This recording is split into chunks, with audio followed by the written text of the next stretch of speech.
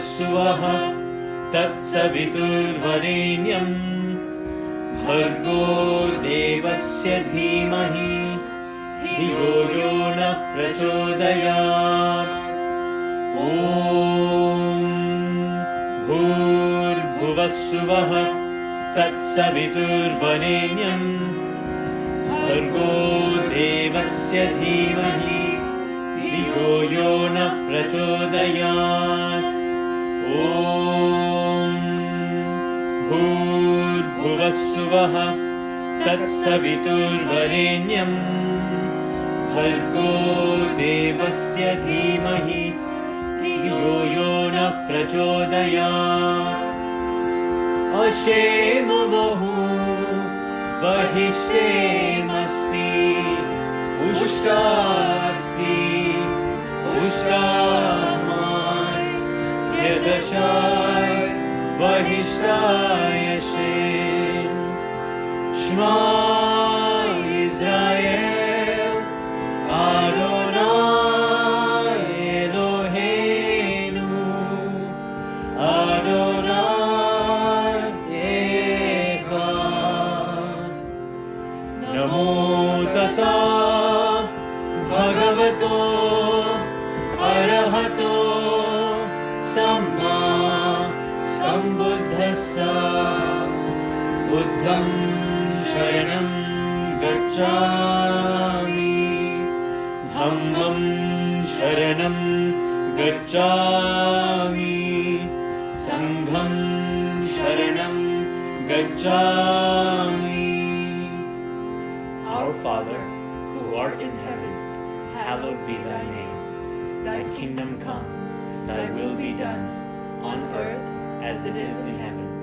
Give us this day our daily bread, and forgive us our trespasses, as we forgive those who trespass against us.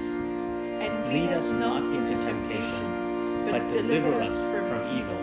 For thine is the kingdom, and the power, and the glory, forever and ever. Amen. Bismillah ar-Rahman ar-Rahim. Bismillah ar-Rahman ar-Rahim.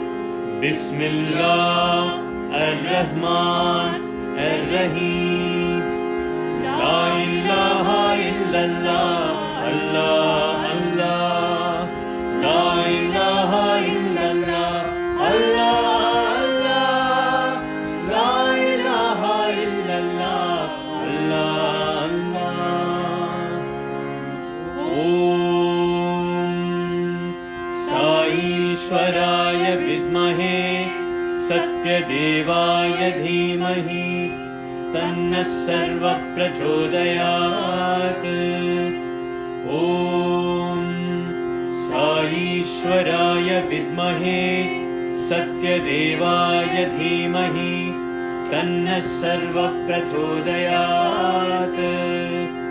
ॐ साईश्वराय विद्महे सत्यदेवाय धीमहि तन्नः सर्वः प्रचोदयात्।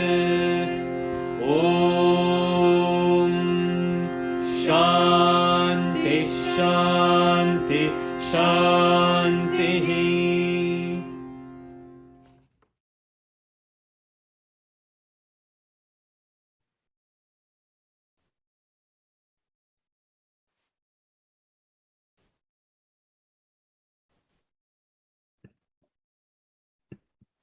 Jai Sai Ram, everyone. Offering our most loving salutations at the feet of our beloved Lord, Bhagavan Sri Satya Sai Baba. Welcome to SSSIO USA Region 2 SAIMA series. This is the season 2. And in this season, we are having panel discussions with devotees from the 50s, 60s, 70s, and onwards until our current years. Today, we have 2 wonderful devotees of Swami from the early years of 1970s. I am Prabha Swaminathan, and I'll be moderator for today. Please send in any questions you may have or comments to the panelists via chat. That's if you're joining through Zoom. And I'm named as moderator, so please send the messages to me. If you're watching through YouTube, welcome. We will do our best to include those questions during the discussions. So now for our wonderful panelists, we are very, very excited to introduce you to Brother Howard Levin and Brother Phil Gosselin. So Brother Howard Levin is well-traveled and was part of a group of Westerners who came to be known as Sai hippies. It was one of his travels by land in 1968 that ended up taking him to India. Brother Howard saw Swami for the first time in June of 1970 in Whitefield. You wouldn't believe, on the second day that he was there, Swami said, "You come and stay in my house with me." Howard, with a group of Westerners, had the blessings of living in the ashram and sleeping on Swami's veranda for many months. He had been blessed with many lengthy interviews with Swami and witnessed many of Swami's miracles firsthand. Howard is the author of the famous books Good Chances and Heart to Heart that tells of the wonderful experiences he had during those very early years with Swami. He is originally from New York and now lives in San Francisco. Our second panelist is Brother Phil Gosselin. Dr. Phil Gosselin had the great fortune of also living in Prashanti Nilayam for a year in 1971 and again for a year in 1974. Brother Phil is one of the original USA Central Council members announced at the 1975 World Conference in Sai's presence. He's currently the chairperson for Zone 1 of the Sri Satya Sai International Organization. He is also co-chair of the SSSIO Archive Committee. He has been a past USA Sai Organization Central Coordinator and a past USA Central Council President. Dr. Gosselin was also a founding member of several Sai centers in the Northeast USA, that's our region, including the Manhattan Sai Center. Dr. Gosselin resides in Amherst, Massachusetts, where he is a clinical psychologist in private practice. Brothers Howard and Phil, welcome to Region 2 and SAIMA Satsang. Both of you came to Swami in the early 70s, and your stories and experiences with Swami are so unique and refreshing and enriching. Your journey to find Guru, God, led you to Swami, and your paths crossed while at Whitefield. Your journey of discovery of Swami's divinity started then, and we cannot wait to hear about all of those stories. So, Brother Howard, let's start with you, only because I think you arrived at Prashanti Nilayam just a couple of months before Brother Phil, and in fact, before that, your quest to find God is the reason that you ended up in Prashanti Nilayam. You were in your early 20s and was an international backpacking traveler, quite used to backpacking from place to place. It seems your journey started in 1967 with some roommates in San Francisco, one day saying, let's go to India. Can you please take us through the set of circumstances and experiences resulting in you ending up in India and at the feet of Swami in Whitefield? Certainly, I'd be happy to, Sairam. In 1967, there was the famous Summer of Love in the Haight-Ashbury, right here where I actually still live. But and a lot of people were talking about going to India because Ravi Shankar had played at the Monterey Pops Festival that summer, and sort of got everybody awakened to Indian music and Indian philosophy and gurus, and a lot of books were circulating. But anyway, when I decided I wanted to travel and actually wanted to go to Europe and was hitchhiking around, I ran into India Supra on the Greek-Turkish border in 1968. It was like March of 68. And she said, well, we're all going to India. And I said, well, wow. I said, I had thought about, actually, I had wanted to go sort of to North Africa and Morocco. So I said, that sounds like a good idea, why not go to India? And we went overland. I mean, I was 21 years old, and we slept in sleeping bags and train stations and bus stations, and went across dirt roads and deserts all through Turkey, Iran, Afghanistan, Pakistan, and then finally into India. And when I was in India, I was in Benares, and it was April of late April 1968. It was very, very hot. I had no idea about things like hot season and monsoon season, and everybody said, well, let's go up to Kathmandu. And I didn't know where Kathmandu was, but I just followed the lead of other travelers and went up to Kathmandu. And when I was in Kathmandu, I had a very deep spiritual experience, which made me feel that there was something to all this meditation and spirituality. And I started reading a lot of books and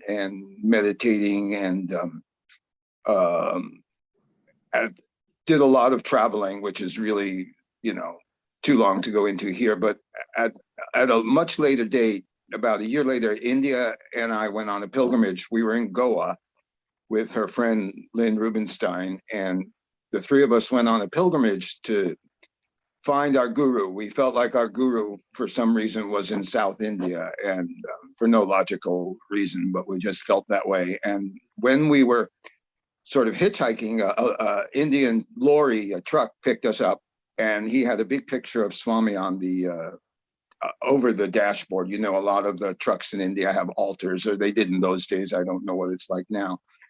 But and he was trying to tell us about Sai Baba, and we were on our way to Udupi to see the famous Udupi Krishna temple, and he told us about Sai Baba, and I thought, well, that's all very interesting, but his English was limited, and I thought Swami kind of looked like Jimi Hendrix. He had a big afro and everything, and then after that, I came down with hepatitis and ended up in the hospital in Bombay, in Andheri, in the suburbs of Bombay. And it was right across the street from Dharmashetra, which had been newly built for Swami. So this was around, by this time, it was around 1969. And I was hearing a lot of stories from this patient at the hospital. She was a European lady who had been to Buddha Party and seen Swami materialize many things. And I thought, well, I don't know, that sounds kind of like,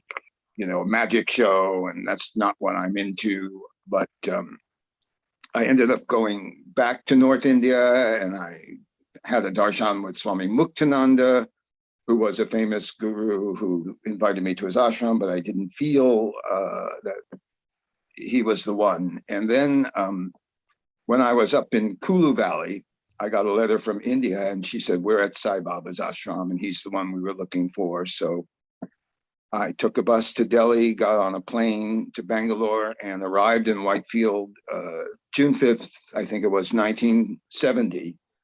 And the very day I arrived, Swami actually left in a car. In those days, he had a little white Fiat with orange curtains. It was like an Indian Fiat.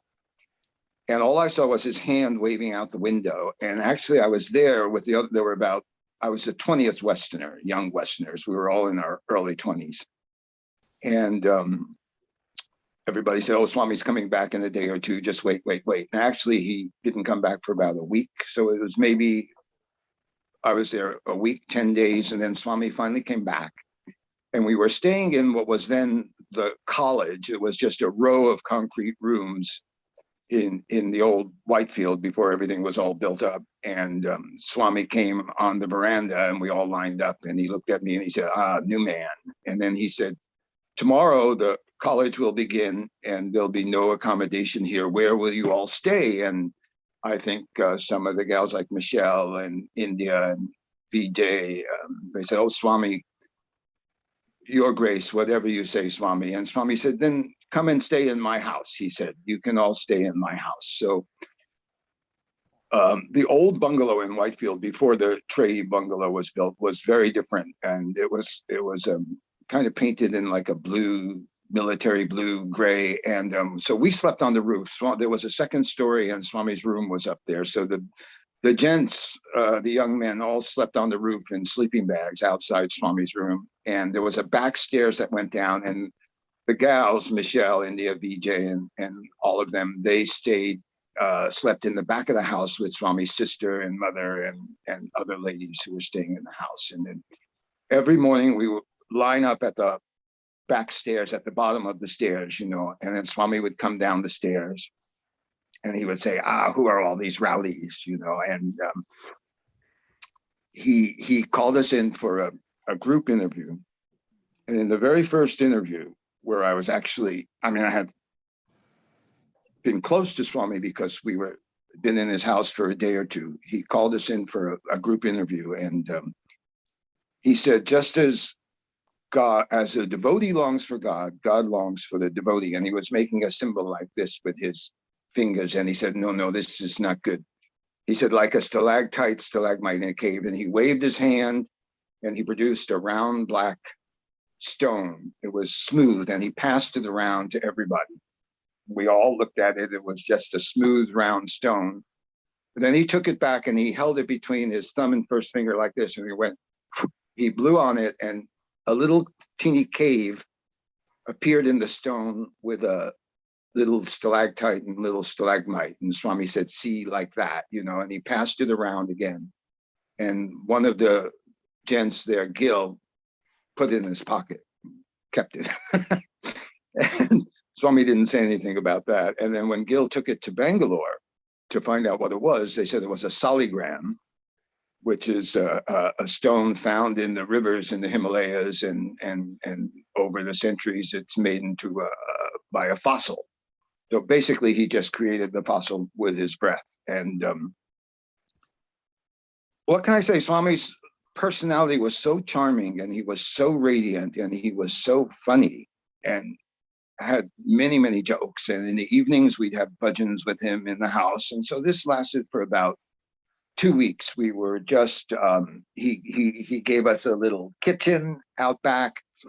and India was cooking food for us, and we would hang our laundry on the clothesline, and then sometimes Swami would be coming from the back of his house to our little kitchen and have to kind of push aside the laundry hanging on the clothesline and come see us. And I'd be in the kitchen helping India sometimes, and Swami came in there one time and she had some kneaded dough to make chapatis, and Swami picked up a chunk of it and he said, "Do you know how to make samosa, our Indian dish?" And India said no, and Swami molded the dough with his fingers, and then he blew and it puffed up, and he said, "See, like this," he said, "but inside, not air, some potato and onion."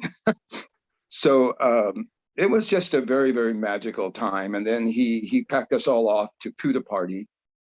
I think it was around the 1st of July or around then. And he said he'd be coming soon. And of course, he didn't show up for about another week or so. And then when we're in Puja party, he saved the first 2 rows in the mandir for the foreigners and let us lead bhajans, because he had taught us bhajans in Whitefield.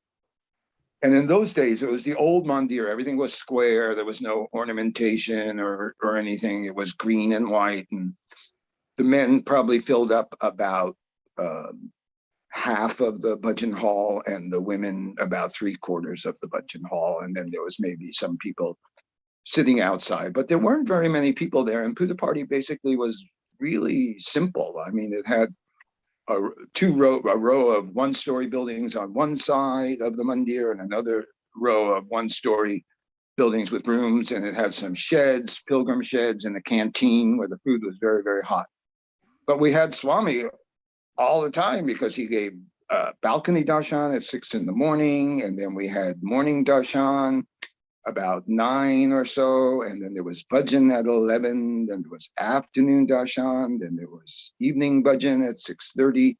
So we had many darshans, and about once a week Swami would call us all in for interviews, and he talked so much about Ramakrishna Paramahamsa. He talked a lot about Lord Krishna and Arjuna and the Mahabharata. He talked about different saints in India, and he told us that of all of the saints, that Sri Ramana Maharshi was the most pure, 100% pure, and he had very high praise for Sri Ramana Maharshi. But definitely Ramakrishna Paramahamsa was his favorite subject in those days. He told us many, many stories.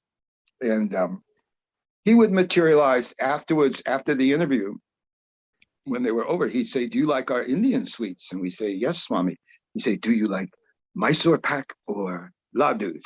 And we'd pick one, and then he would wave his hand and produce, say, ladus or Mysore pak, and it was still warm, like it had just come from, I guess they fry them in hot oil or whatever, but it was still warm.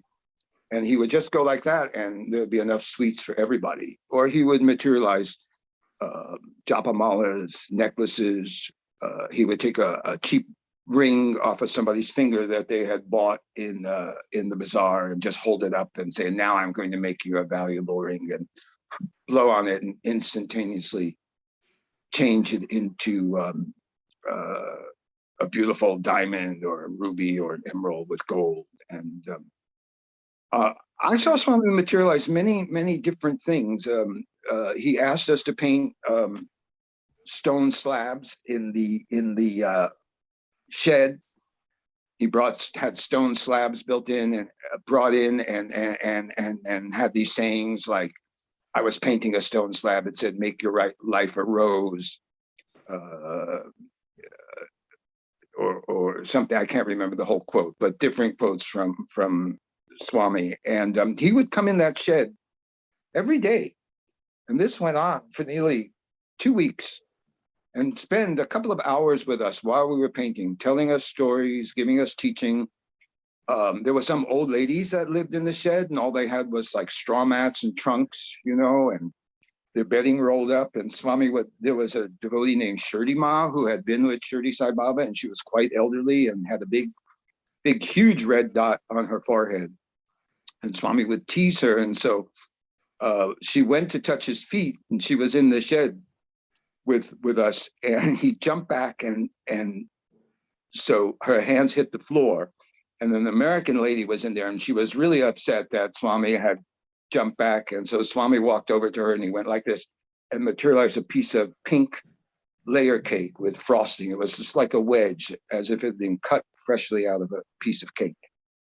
So she was pretty happy about that. And Brother Howard, so it sounds like, you bring up so many questions in me, because what happens is at the beginning, you didn't even know who Swami was, right? And you were in search of a guru or God or something. Right.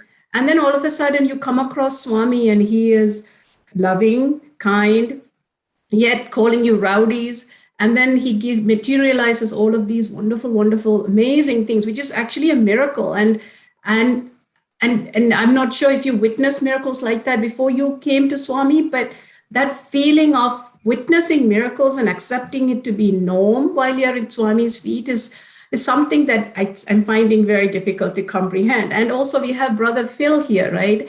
And I'm sure his mind is also churning as to, I remember some things like that. And similarly, Brother Phil, you also came into Swami not really knowing who Swami is. So both of your journey has been pretty similar in some sort of way.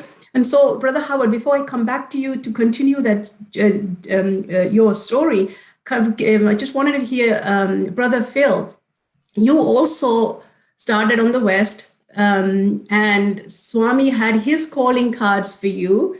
Just like Brother Howard, Swami had his calling card for Brother Howard. Swami had his calling card for you that was very unique to you. And miracle after miracle, you ended up in Swami's feet as well. Would you mind sharing your story of how you came to Swami's ashram?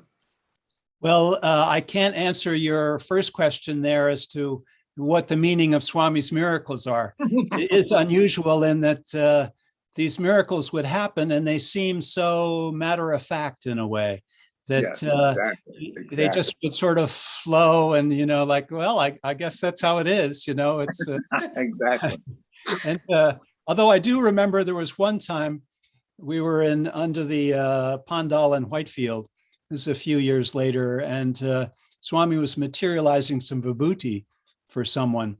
And my friend who was with me and I, we both leaned in, and here was Swami's hand, and we were right there to see it.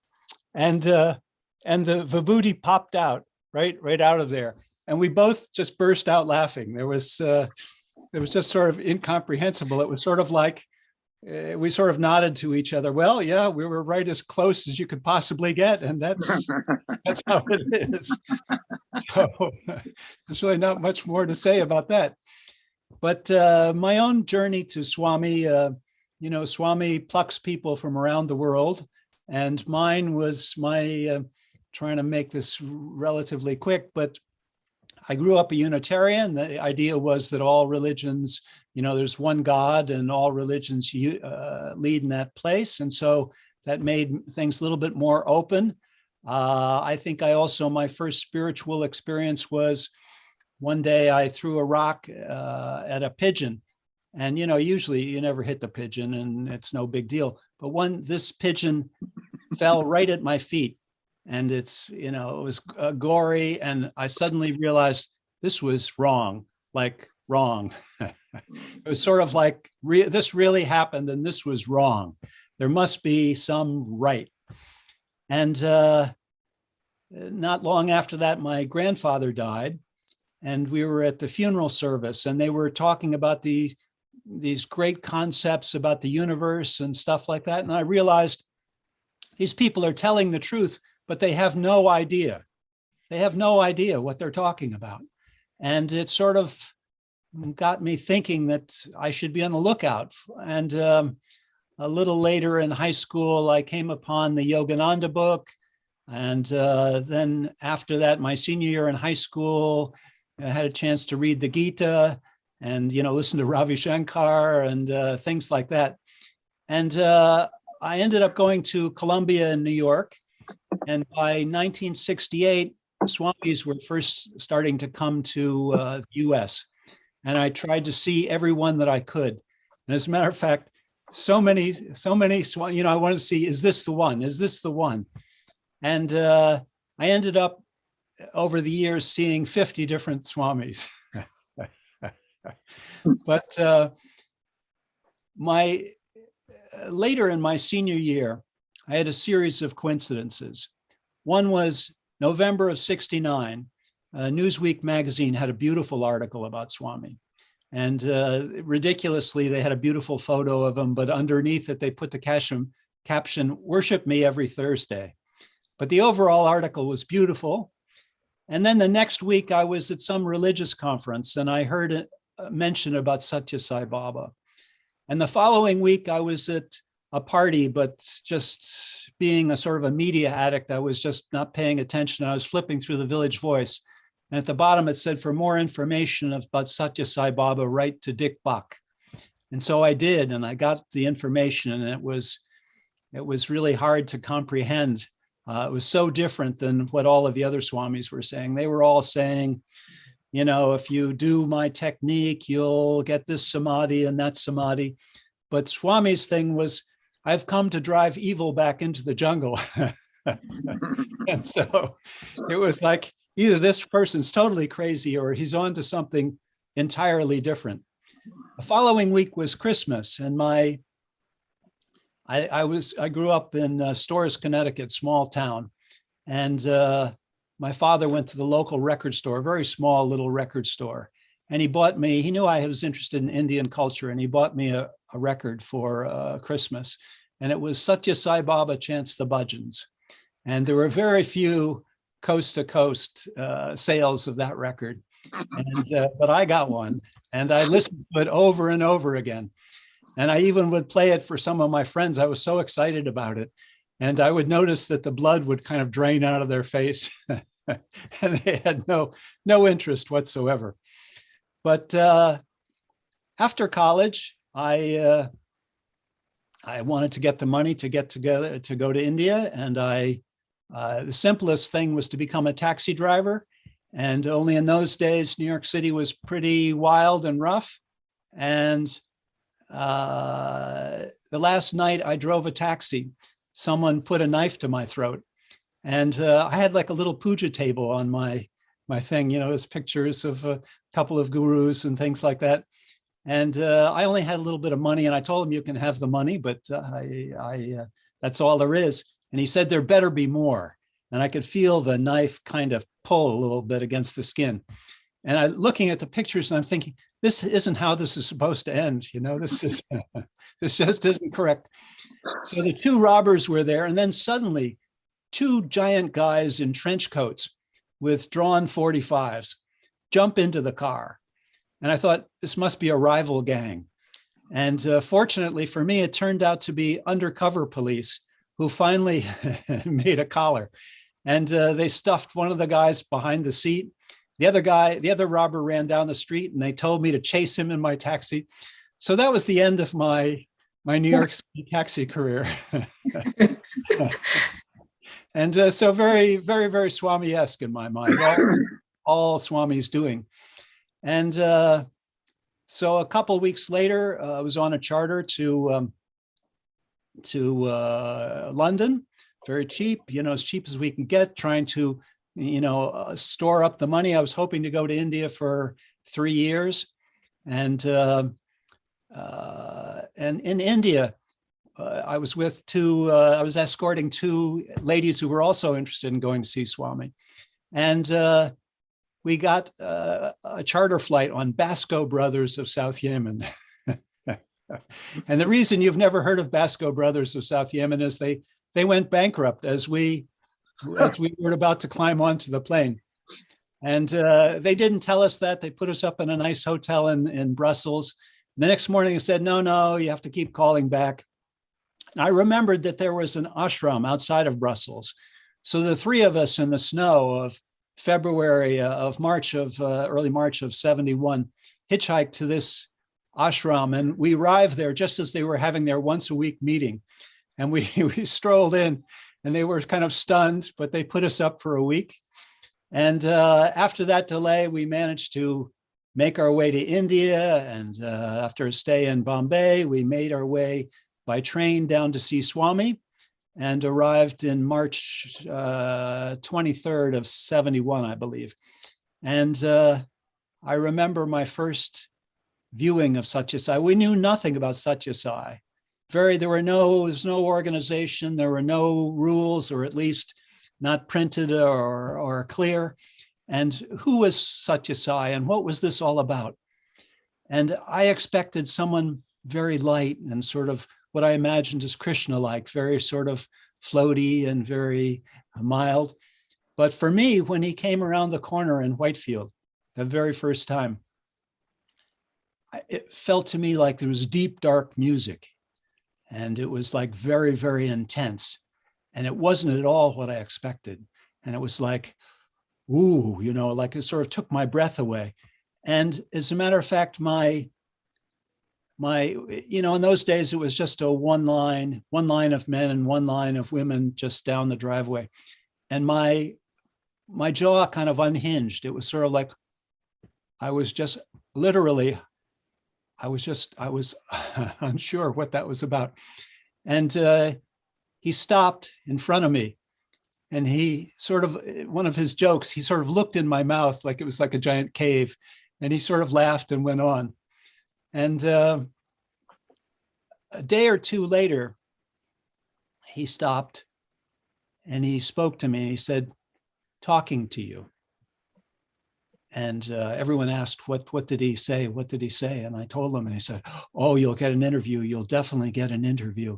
And I thought, that's nice. What's an interview? And then a day or two later, and I thought, but I'm not particularly moved by that. I don't know why these people are so excited. And a day or two later, he stopped and he spoke to me and he said, "Talking to you." And by this time, now I'm really excited. Okay, everyone sort of filled me in. This is the great good that we're all looking for. But it was a long time after that before he ever really spoke to me in depth, shall we say. So those are some of my first experiences. That very first day I was there, I ended up in a house with Howard and about 5 other young gents in Whitefield. And again, had no idea what was that was about. And I remember being chided severely by people because when we finished the dinner, I left the leftovers for the street dog that came by. Everyone had to tell me, this is not such a great idea. And as a matter of fact, on the very first darshan, the very first morning I went there, I got there just about 9 o'clock. Somehow in the tumult of the trains, the other young ladies had gotten separated and they came on a later train. And I got there early and there was only one Westerner that I saw. And he was someone I recognized from New York. His name is Freddie, for those that might have remembered him. And he was sitting in the sunshine and he was silent. And so I thought, well, I guess that's what the sadhana is about. You sit in the sun and you're silent. So I sat next to him and Swami didn't come out. 1 hour went by, 2 hours went by. And I thought, this is some difficult sadhana. You could fry your brains out here. Fortunately, another Westerner, Benno, came over and said, "No, this is not a good idea. You better sit under the pandal with everyone else." So these are just some of the opening mysteries in that dance with Swami. Should I take a break here, or how do you? Yeah, no. So the interesting part is, and both for Howard as well, is that you showed up at Swami's place not knowing who Swami was, and your behavior or your interaction with him. It's a learning curve, right? You're trying to figure things out. You're trying to get cues from fellow devotees. It's like, how am I supposed to behave? What am I in for here?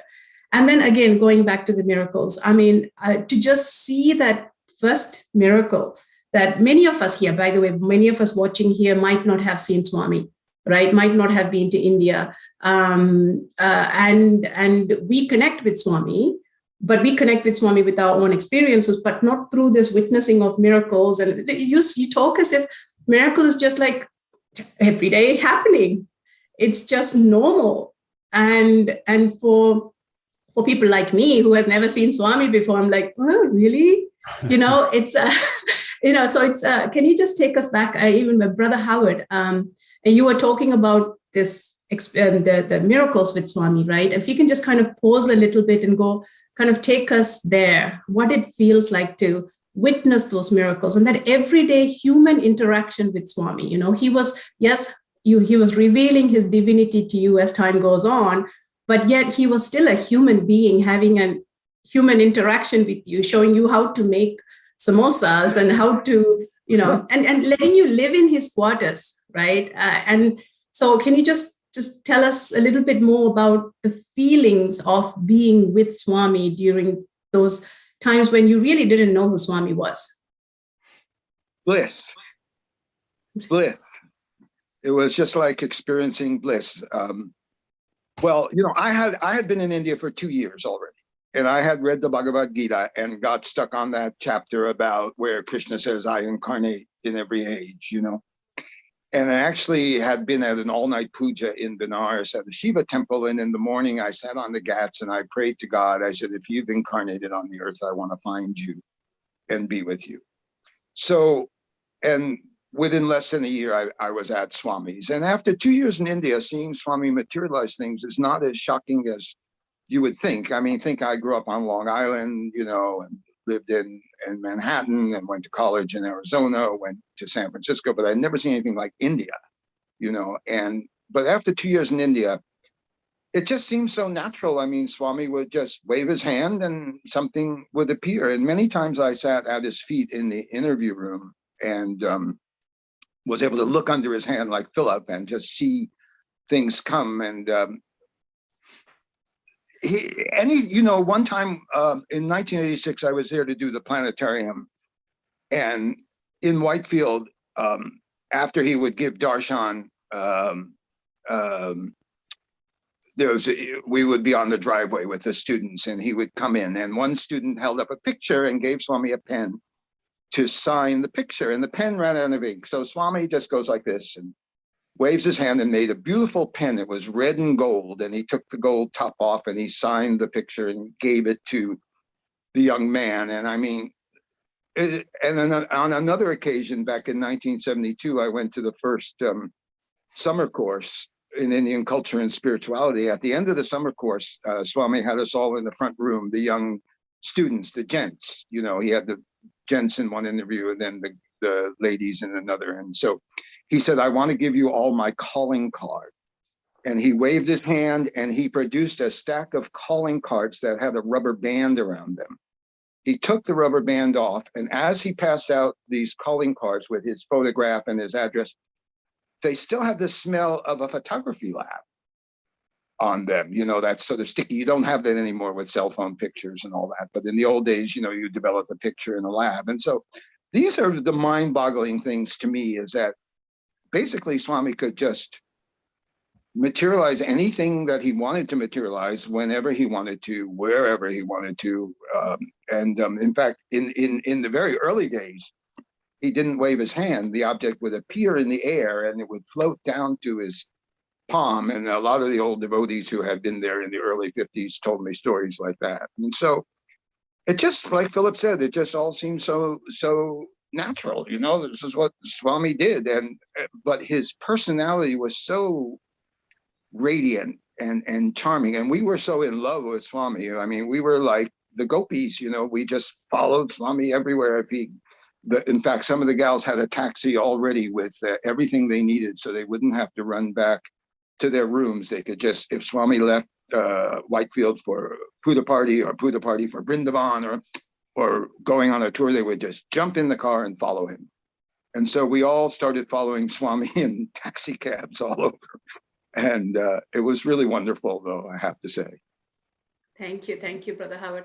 So, Brother Phil, so you have landed in the ashram and you have met Howard. You said that you stayed with Howard. I believe you stayed. I know when Brother Howard went there, he had a chance to stay at Swami's home itself. But I think soon after they moved to a place called Pump House. Can you tell us about that, Brother Phil? Is that where you stayed? What was life like? What is a pump house, and what was life like there in the pump house?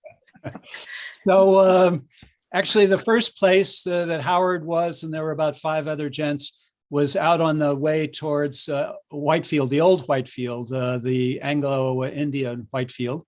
So it was a couple miles from the school, and so we would often rent bicycles and to go back and forth. Now the pump houses were closer to the Swami's Whitefield ashram. It's a little confusing because we say about Swami's Whitefield, but actually the village right there is Katagodi, and Whitefield itself, the official Whitefield's a couple miles away, but it's the Whitefield train station. So there's always a little bit of confusion there. But anyway, right around outside of Swami's college, there were all of these fields, and a lot of these fields had they planted marigolds and things like that, I guess for garlands and things. And I believe in the early 60s, there had been some foreign aid or whatever, and a lot of pumps had been put in to irrigate the fields from the wells. Now, these wells were these circular wells that were maybe 30 feet across, and they were previously, they would be irrigated by having bullocks move these sort of manual pumps. And then official pumps were put in, and fossil fuel pumps that were there to pump it out. And they had to have like a casing, a little hut built around them. But after a number of years, by the time we got there, most of these pumps no longer were working, and the maintenance wasn't done and whatever. And so the farmers had pretty much given up on them. And the huts themselves, none of the villagers wanted to live there. They all wanted to live in the village. And but for us, it was heaven, because you had your own swimming pool in the back, this nice 30-foot swimming pool. And on top of that, you were out in the fields of marigolds, and you had your own little studio hut, you might say. So, and it was within easy walking distance of Swami's ashram. So. Wonderful, wonderful. Howard, would you like to add to that? Yes, we had I had a little pump house, and there was just basically like one room, and your kitchen was a bucket of water and a kerosene stove, and out in the back of the pump house was this, usually a big well, which was about, like Philip said, maybe 30 foot in diameter, and had a stone staircase that went down to it, and so you could draw your water from there. And it was just basically, your furniture was a straw mat and a sleeping bag, but like I said, we were all in our 20s and we didn't care, we just cared about being around Swami, and it was all about Swami. That seemed So yeah. Please go ahead, Phil, Brother Phil. I was just saying, it's all very heavenly. You're there in the field of flowers, and then right across is kind of the rice paddies. The rice paddies. The rose of the universe was just a couple hundred yards away. So it was really hard to get any better than that. And both of you have been travelers. You've traveled extensively before that. You know what it feels like to rough out. And early, you're very young too. But even whether you're young or not, you were a little bit more used to, I think, roughing out, so-called roughing out, sleeping wherever necessary. So this must have come across for most people. This is how I have to get through. But for you, it seemed like, you have a place to stay, a roof over your head, and close proximity to Swami. So do you think that the experiences of you just being travelers helped you to settle in a little bit more in these rougher circumstances, in those days at least? I don't think it was the roughness that was the key item. It was that we had found what we were looking for. I think that's the important thing, really. And on top of that, India itself seemed so magical. And when I first came to see Swami, it was my first time seeing India. And so sometimes India and Swami sort of merged as just totally magic. It was like we're in magic land here. So for instance, after afternoon darshans in Puttaparthi, I used to go up on the hill overlooking the valley. It's above where the meditation tree is. And it's now all overgrown with trees and museums and things like that. But at the time, you got this expansive view of the whole valley. And in the evening, you would have the flock of white birds would circle around and the flock of blackbirds would circle around, and then the two would mix and then come apart. And it was totally magical. And one evening I was there after afternoon darshan and looking across the valley where the water tank is now. In other words, the next little hillock, it's probably about 400 yards away through space. And there were some clouds in the sky, but it wasn't rainy or anything like that. And suddenly this rainbow appears, only it's different than other kinds of rainbows. It's a straight up and down rainbow, and it comes down very slowly, right above to about where the water tank is. It's like that. And you think, wow, this is India. It's like anything can happen, you know. And then the rainbow's there for about a minute, and then it sort of disappears like that. And you just think, hey, I'm in India, you know, and I'm at Swami's, and anything could happen. And much later, I found out that this had to do with his interaction with Joel Reardon. Joel Reardon was come from LA, and he was quite skeptical about Baba, and he was there because his wife basically insisted that he come. And he said, yeah, well, if he's such a, you know, if he's so miraculous, let him make me a rainbow. And he sort of said that internally. And Swami complied. Part of that dance, he complied. And it's interesting that you end up there and you're an extra in other people's movie. You know, everything was like a story with Swami. It was sort of like this interaction, this dance with people. And you would sometimes sort of see a little bit of the story, their story. And sometimes there was so little externally happening. There was no TVs or radios or computers or anything like that. So sometimes for entertainment, we would just go out to the, just out by the Ganesha gate, because the one bus a day would arrive there at 8:30 at night. Yeah, Howard probably remember what we're talking about. Sometimes we'd go out just to see who fell off the bus. True. There were people there like, that was excitement. It was excitement. Yeah. It was like, where am I? And how did I get here? And what have I gotten myself into? And we'd have to explain to them how that they had been plucked there by Satya Sai Baba, and what was going on around them and what they should be on the lookout for. And that was really quite extraordinary. I also wanted to say about when Howard was talking about the miracles and things, but it really wasn't the miracle. It was the force of his personality. It was so intense. And I had a high school friend whom I badgered into coming to see Swami. And he came, and one night we were invited into the house in Whitefield, and Swami's students were doing bhajans and things like that. And at the end of the night, Swami gave fruit to each person. And my friend was just newly there. He had no idea what Swami was about. And he was also sort of a former college athlete. He was a very muscular kind of guy, very muscular. And I like to tell this story a lot because this one really amuses me. And so he was kind of shy. And so he was sort of hanging back. He's sort of like that with his hand, you know, kind of like that, and Swami. And Swami zips by him as though he hadn't seen him. And after he zips by, Swami sort of like, oh, you know, like he didn't say anything, but sort of like, oh, I forgot you. And then Swami looks at him really deep. And then Swami turns into this like really muscular guy. And it's like two muscular guys are together, and they're muscular. And Swami takes this banana in his hand, and my friend's hand is here.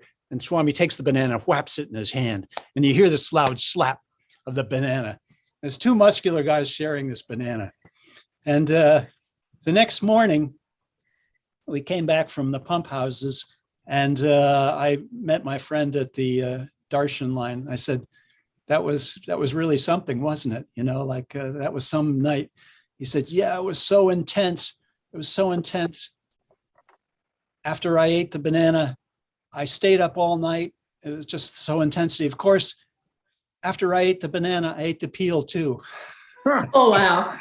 Swami had touched it. Yeah. Yeah. So that was the kind of intensity that Swami had. You know, he could be whoever that person was. He could be one-to-one with them. I'm also thinking about another miracle, which maybe you were there, Howard. It was at one of those meetings with Swami in the side building in Whitefield, and Swami's sitting in his chair. And you remember Anne and Arnie? Yes, certainly. Yeah.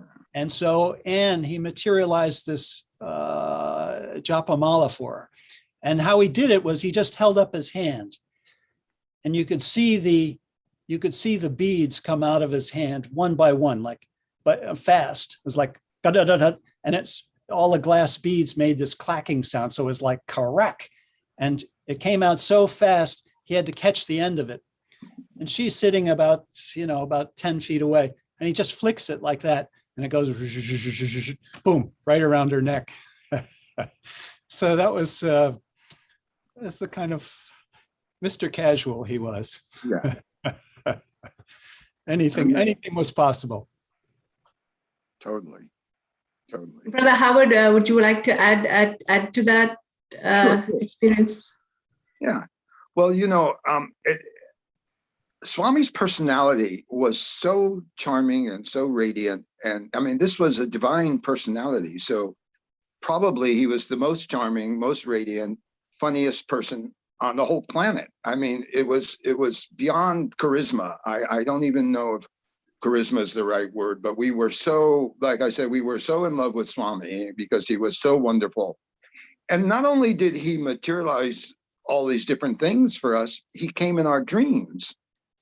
And the dreams were also often very timely and had a lot of meaning. I remember the first dream I ever had with Swami, I was walking up a hill, and this bright blue sports car pulls up, and the door swings open on the passenger side, and Swami's in there behind the wheel, and he said, "Get in." He said, "I'm driving you like I drove Arjuna's chariot."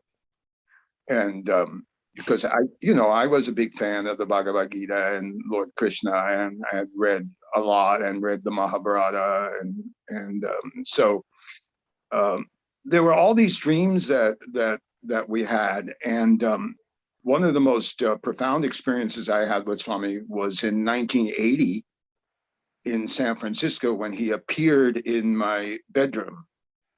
I had been seeing somebody, this woman, and she went to see Swami to ask Swami if we should get married, and he kind of looked at her in a way and took the letter and kind of said no, basically. And I was really upset with Swami that night when she had come back from the trip and told me that Swami definitely had said no. And when I tried to sleep, in fact, I was so upset with Swami, I think I threw stuff at his picture, and I heard like 2 cherry bombs go off in my head. I was lying in bed, and then all of a sudden there was a blaze of light, and out of the blaze of light, Swami appeared from like below the waist up, out of this light, and he was floating over my bed, and he reached down with his hand, and I reached up, and we held hands, and he said, "Don't worry, I'm always with you." And then he disappeared, and it was the most amazing experience. And then in 1986, 6 years later, when I was there for the planetarium and I was having an interview just before I was going back, he called me in 3 times. And in one of the interviews, he leaned over in his chair and he said, 6 years back, there was that girl you wanted to marry, as if to confirm the experience, I mean, he did confirm the experience, but so it was not only that he could wave his hand and produce things, he can appear in your dreams and appear in visions. And I've spoken to a number of people who Swami has appeared in their homes or their rooms through the years. So there are many, many levels to his miraculous abilities. It's just even after he's passed away in 2000, I've had dreams. Swami has come to me in dreams in the most significant, important times. The last dream I had was maybe 2017, so it's about 5 years now. But each dream that he's come to me has been at a very momentous, and just before, kind of like the night before, I would get some momentous news or some significant thing would happen the next day. So, I mean, there are many, many levels to his miraculous abilities. It seems like he makes this one-on-one connections with everybody, whether you're physically there in front of him or not, right? And like you mentioned, Swami just plucks you out when the time is right for you, and then that's it. Once he plucks you out, the journey just takes a faster route towards him.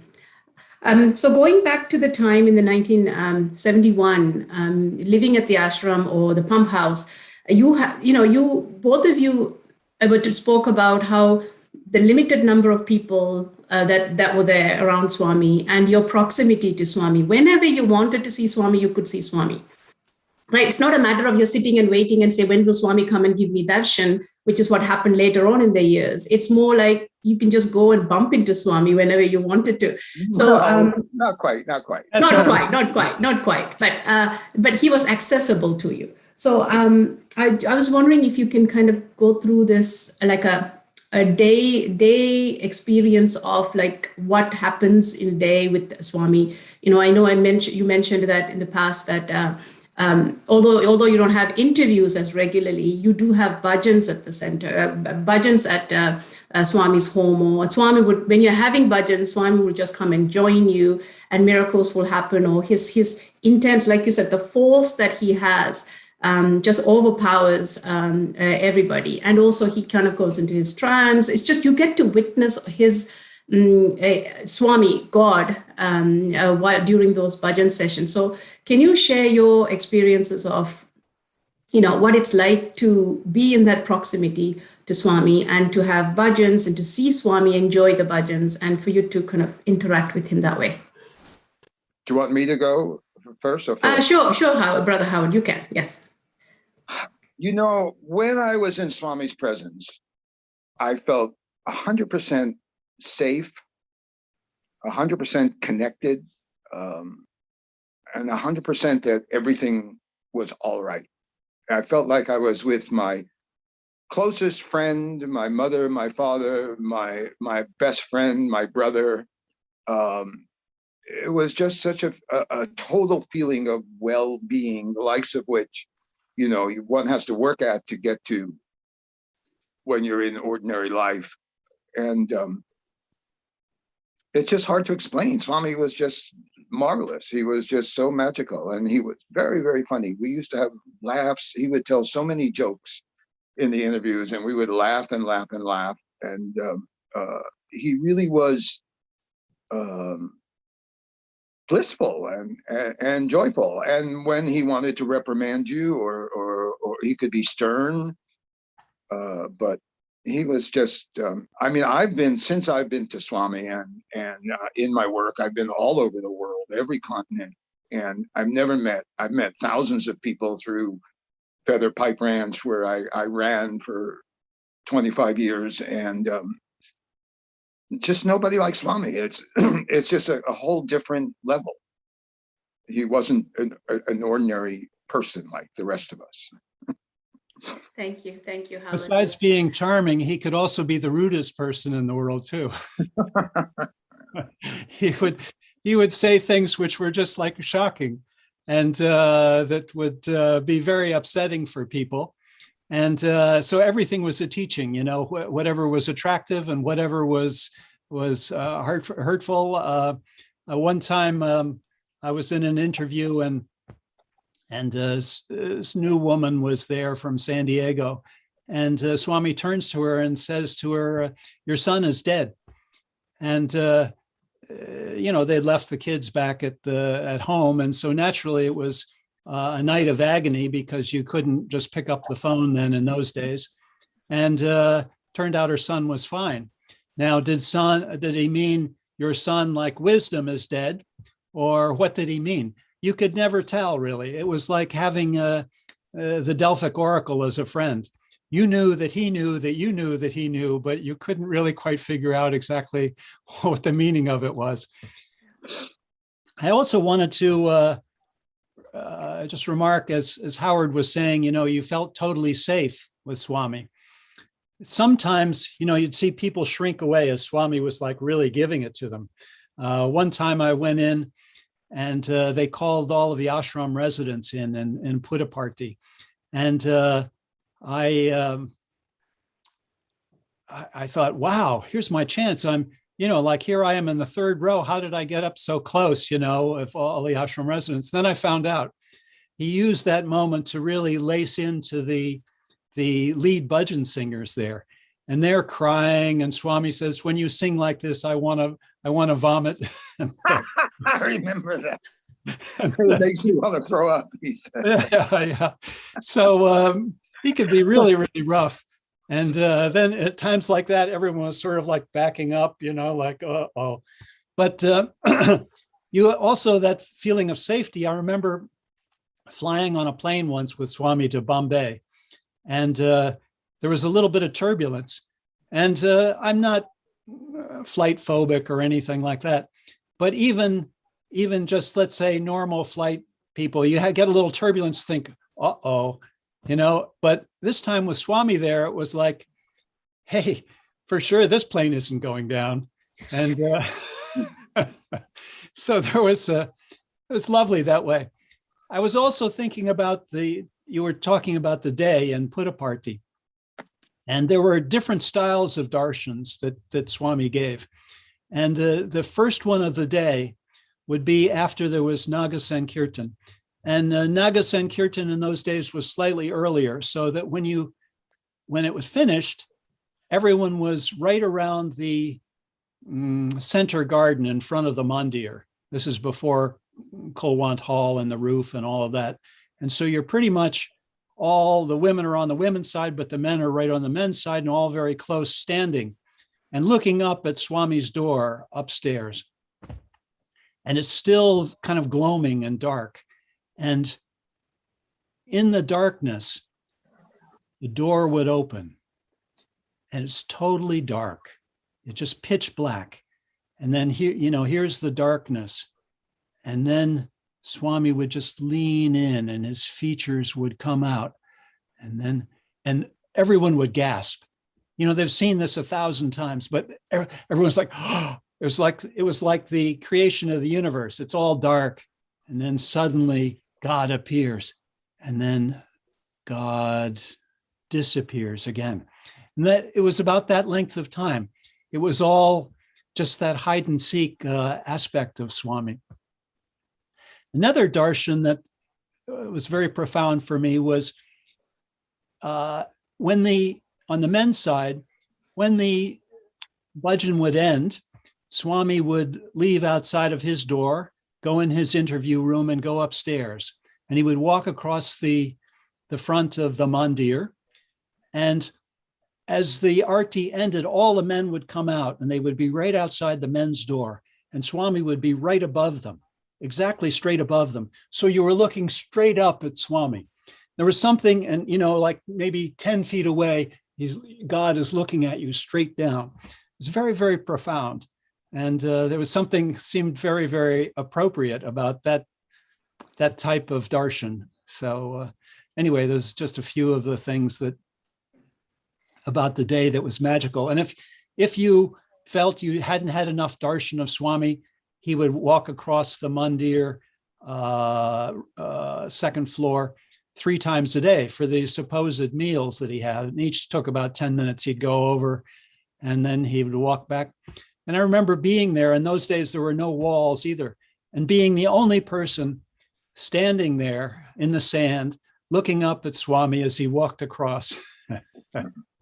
And felt very personal in a certain way, personal in an impersonal kind of way. So. Yeah. There was another time too when I think you were you're the milkman, right? And you had a personal encounter, of course, with Swami too. Would you like to share that, Brother Phil? Oh, as Howard said, the women were living in one of the classrooms next to the Whitefield college, the gate where Swami's house was. And I was living in the house with Howard and a few of the other people. And there was a dairy there. And I think one of the women was pregnant. And so I used to collect the milk in the milk cans and ride them on the bicycle to take them there. And one day Swami came out very early.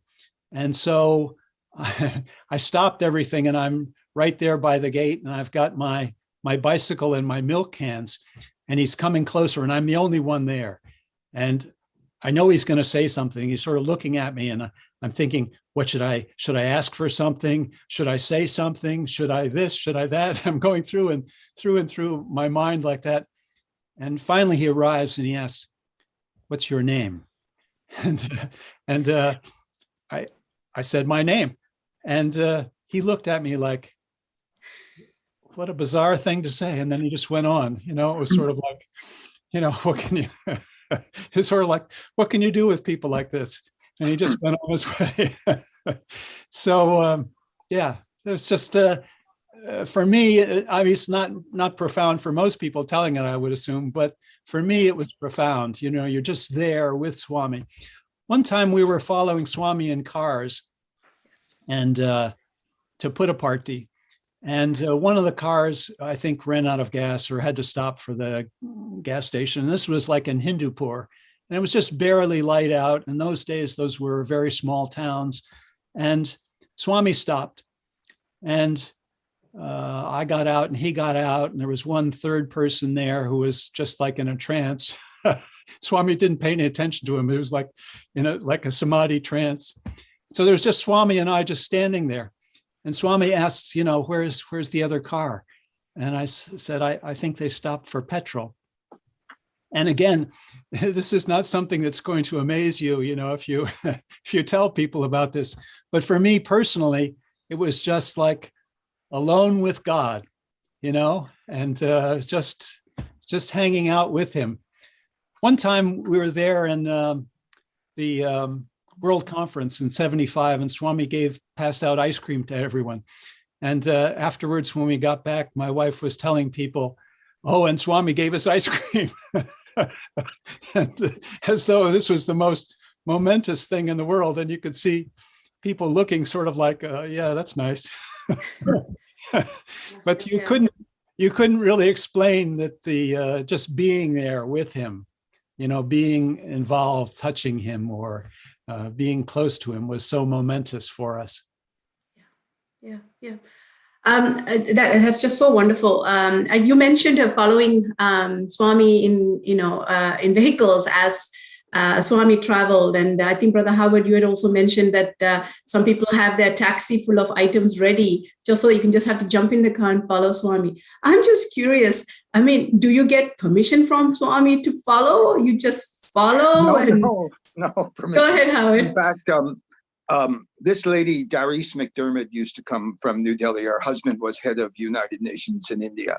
And she'd come down in a UN car with a flag, and Swami took her in his car, and he said to Darice about us following him, he said, when I say follow me, I mean follow my message, not follow me in taxi cabs. But, he would stop and give us sweets, and sometimes he would stop in the middle of nowhere on the way between Puttaparthi and Whitefield, and he would come up to us and we'd get out of the cab and we'd be standing on the road, and Swami would say, how did you know my program? Because we never knew when Swami was going to leave, but once he left, you had to be fast and grab that cab. But we weren't as good as the gals who had one ready all the time, and just follow him, But that's what he said. He said, I mean, follow my message, not follow me in taxis. But we didn't care. We just followed him everywhere. We were totally in love. It's like a divine love. It's a kind of state of mind that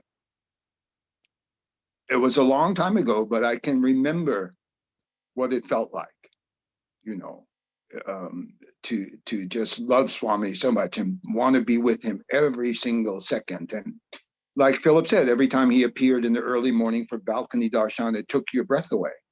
So when I met Swami, I was 23, Swami was 43.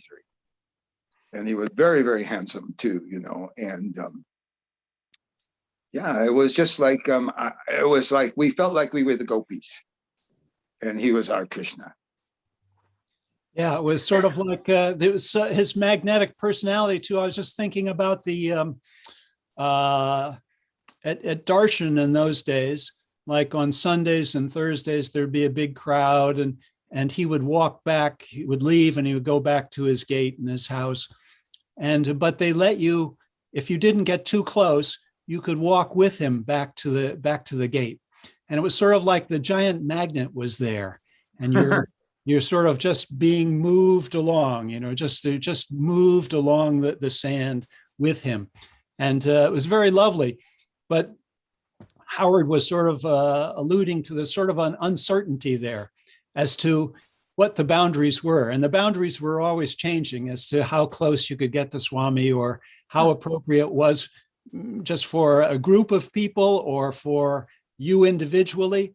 There was always an uncertainty about it, you know, as to whether Swami would greet you happily or whether you would be chastised. So there was a lot of fear and bliss at the same time. Fear that I've done something totally wrong.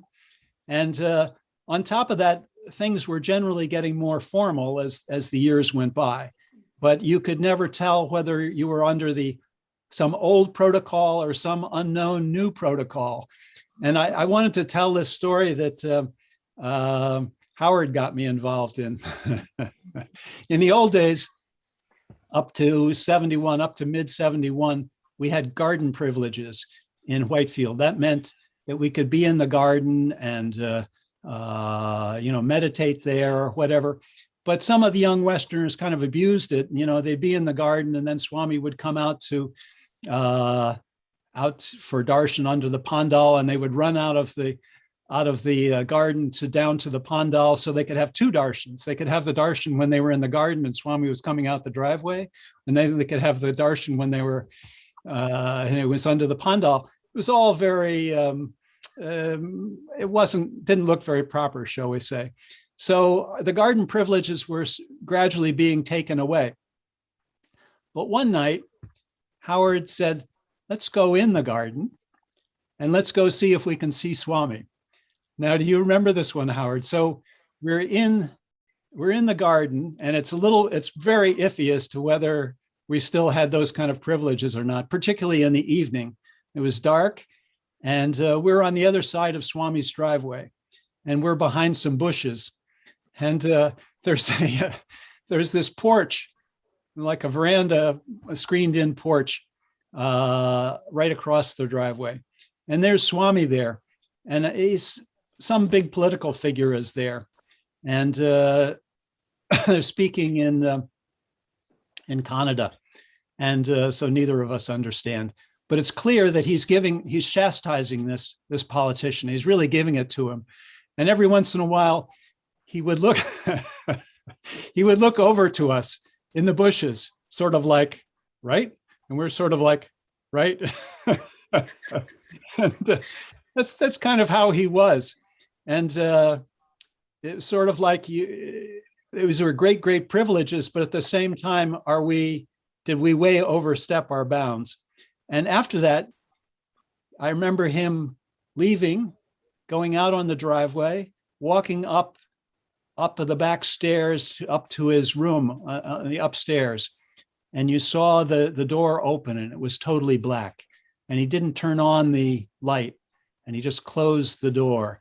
But again, it was like the opposite of what I was saying about the early morning darshan. As God dissolves back into the ether, or at least was my feeling at the time. But it was like those kind of things where,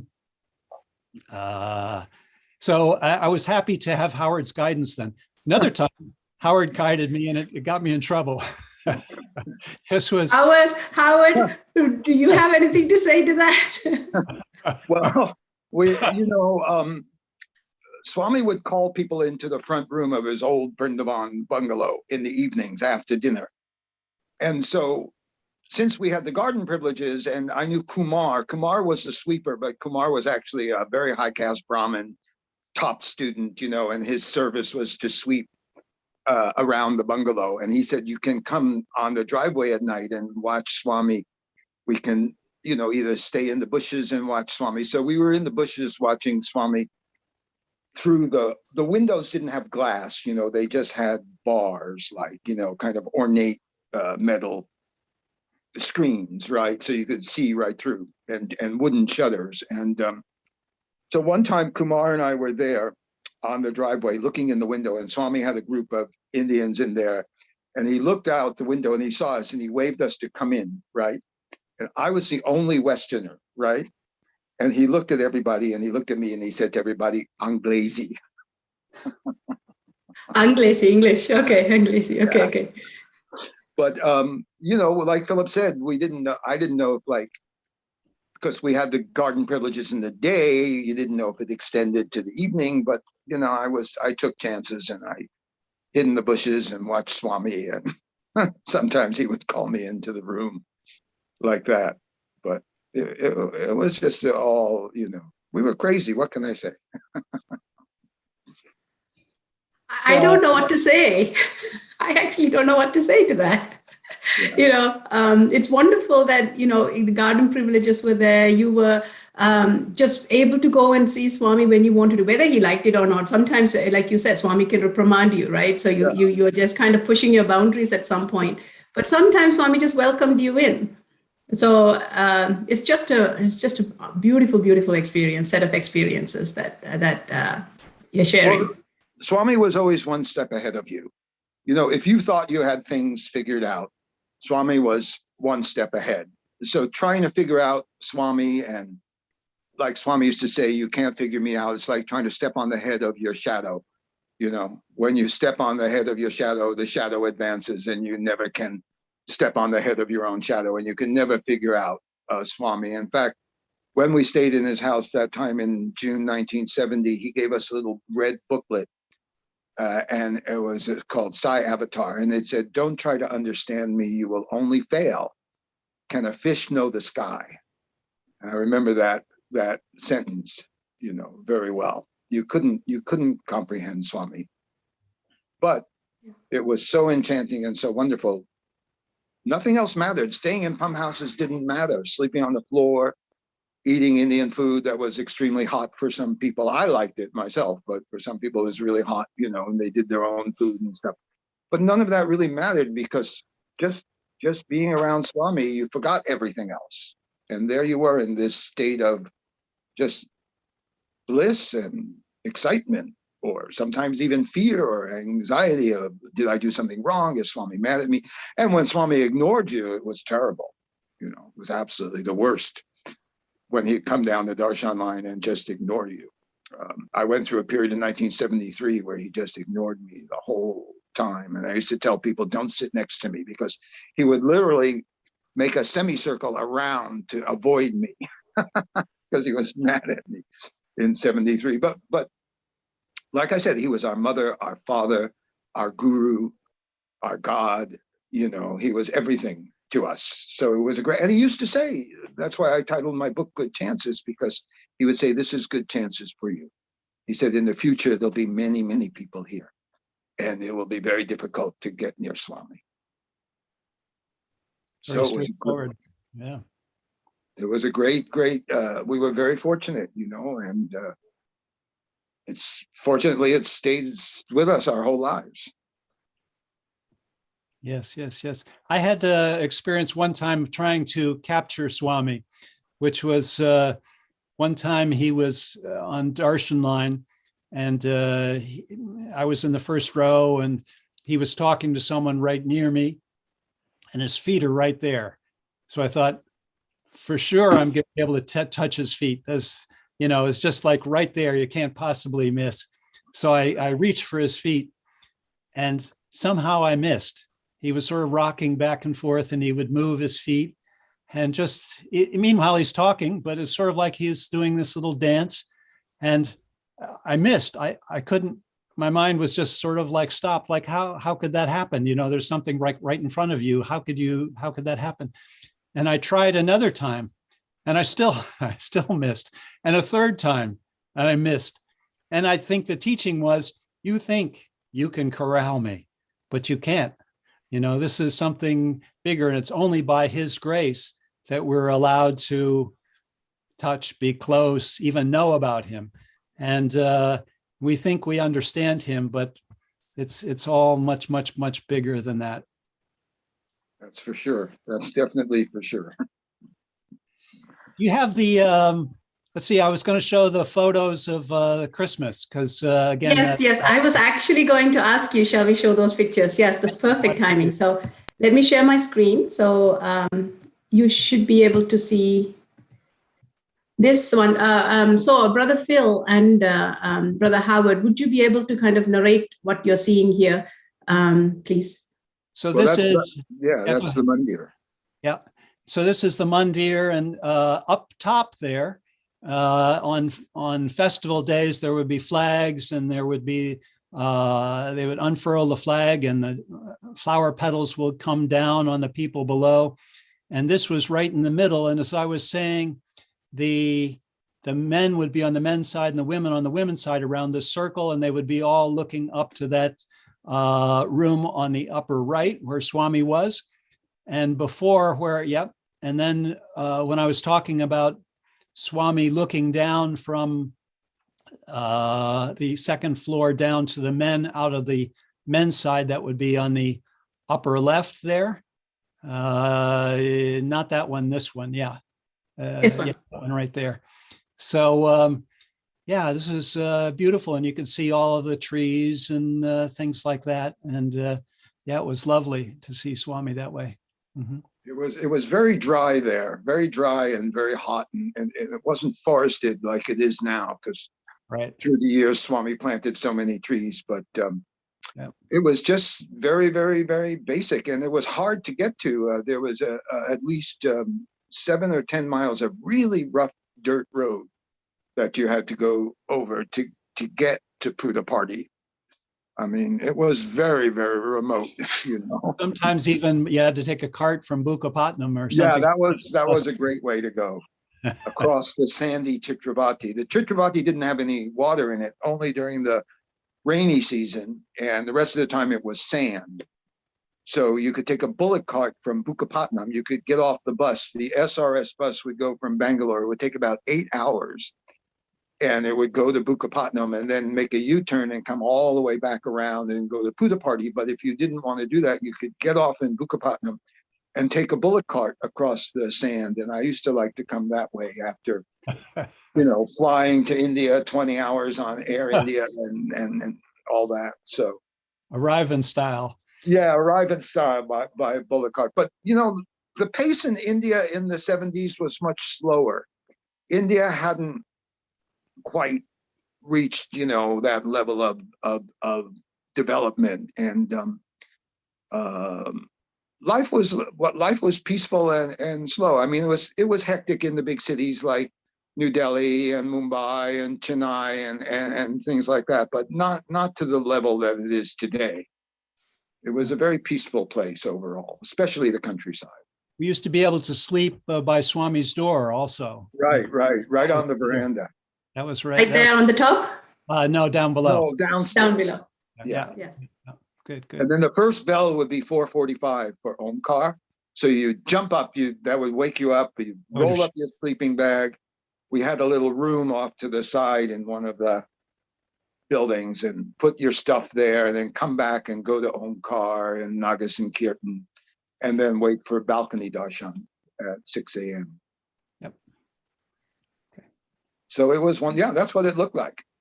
As you can see, the valley is pretty empty. This is now above the meditation tree, and now this is all is like a forest. The stadium is there now. There was no stadium. There was all that stuff. There's very little there. Very little. They grew sugar cane and peanuts. It was a pretty barren desert-like environment.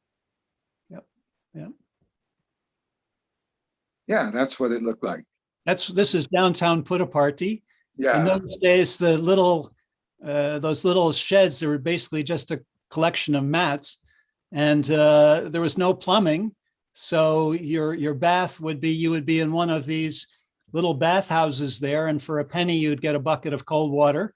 And It was 25 paisa.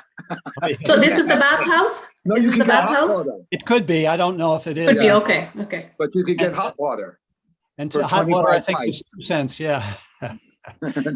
And you could be taking your bath as the world parades outside, as the buffalo are going by and stuff like that.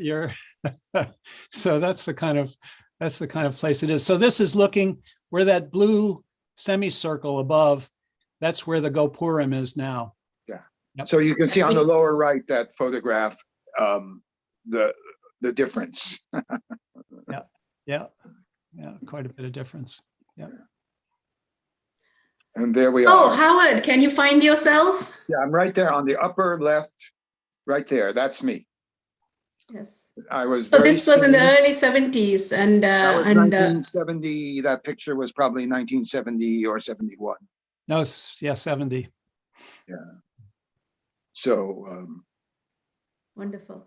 And Brother Phil, you hadn't reached A couple months later. Yeah. a couple of months later. Yes, yes. And then can you go through these pictures, please? I think Sure. both of you have stories to share about Christmas in 1971. This is Madras of 71, and Swami was there for an India service conference, and we were invited along. On the left is there was just a row of women and a row of men for there, because we had asked to be able to sing Christmas carols, and Swami agreed. And so we were staying at a hotel on the roof of a hotel in Madras nearby, and we practiced the Christmas carols. And I remember Howard saying, maybe we should do "I'm Dreaming of a White Christmas," and but then we forgot about it. And so on the right, you see there two men right next to the wall. The first one is Wendell, who is famous for doing the murals in Anantapur College. The second person is Landon Carter, who was teaching business at Swami's College. Third person is me, and then next to me is Howard, and there were a few other people there. The first person up closest to the picture is Robbie Levin from Philadelphia. And then on the right, you forgot to tell what Swami said. Yeah, no, I'm going to get to that. Oh, okay. Unless you want to tell it. So on the other picture, the women, that's my sister there, and Swami's passing out green candies.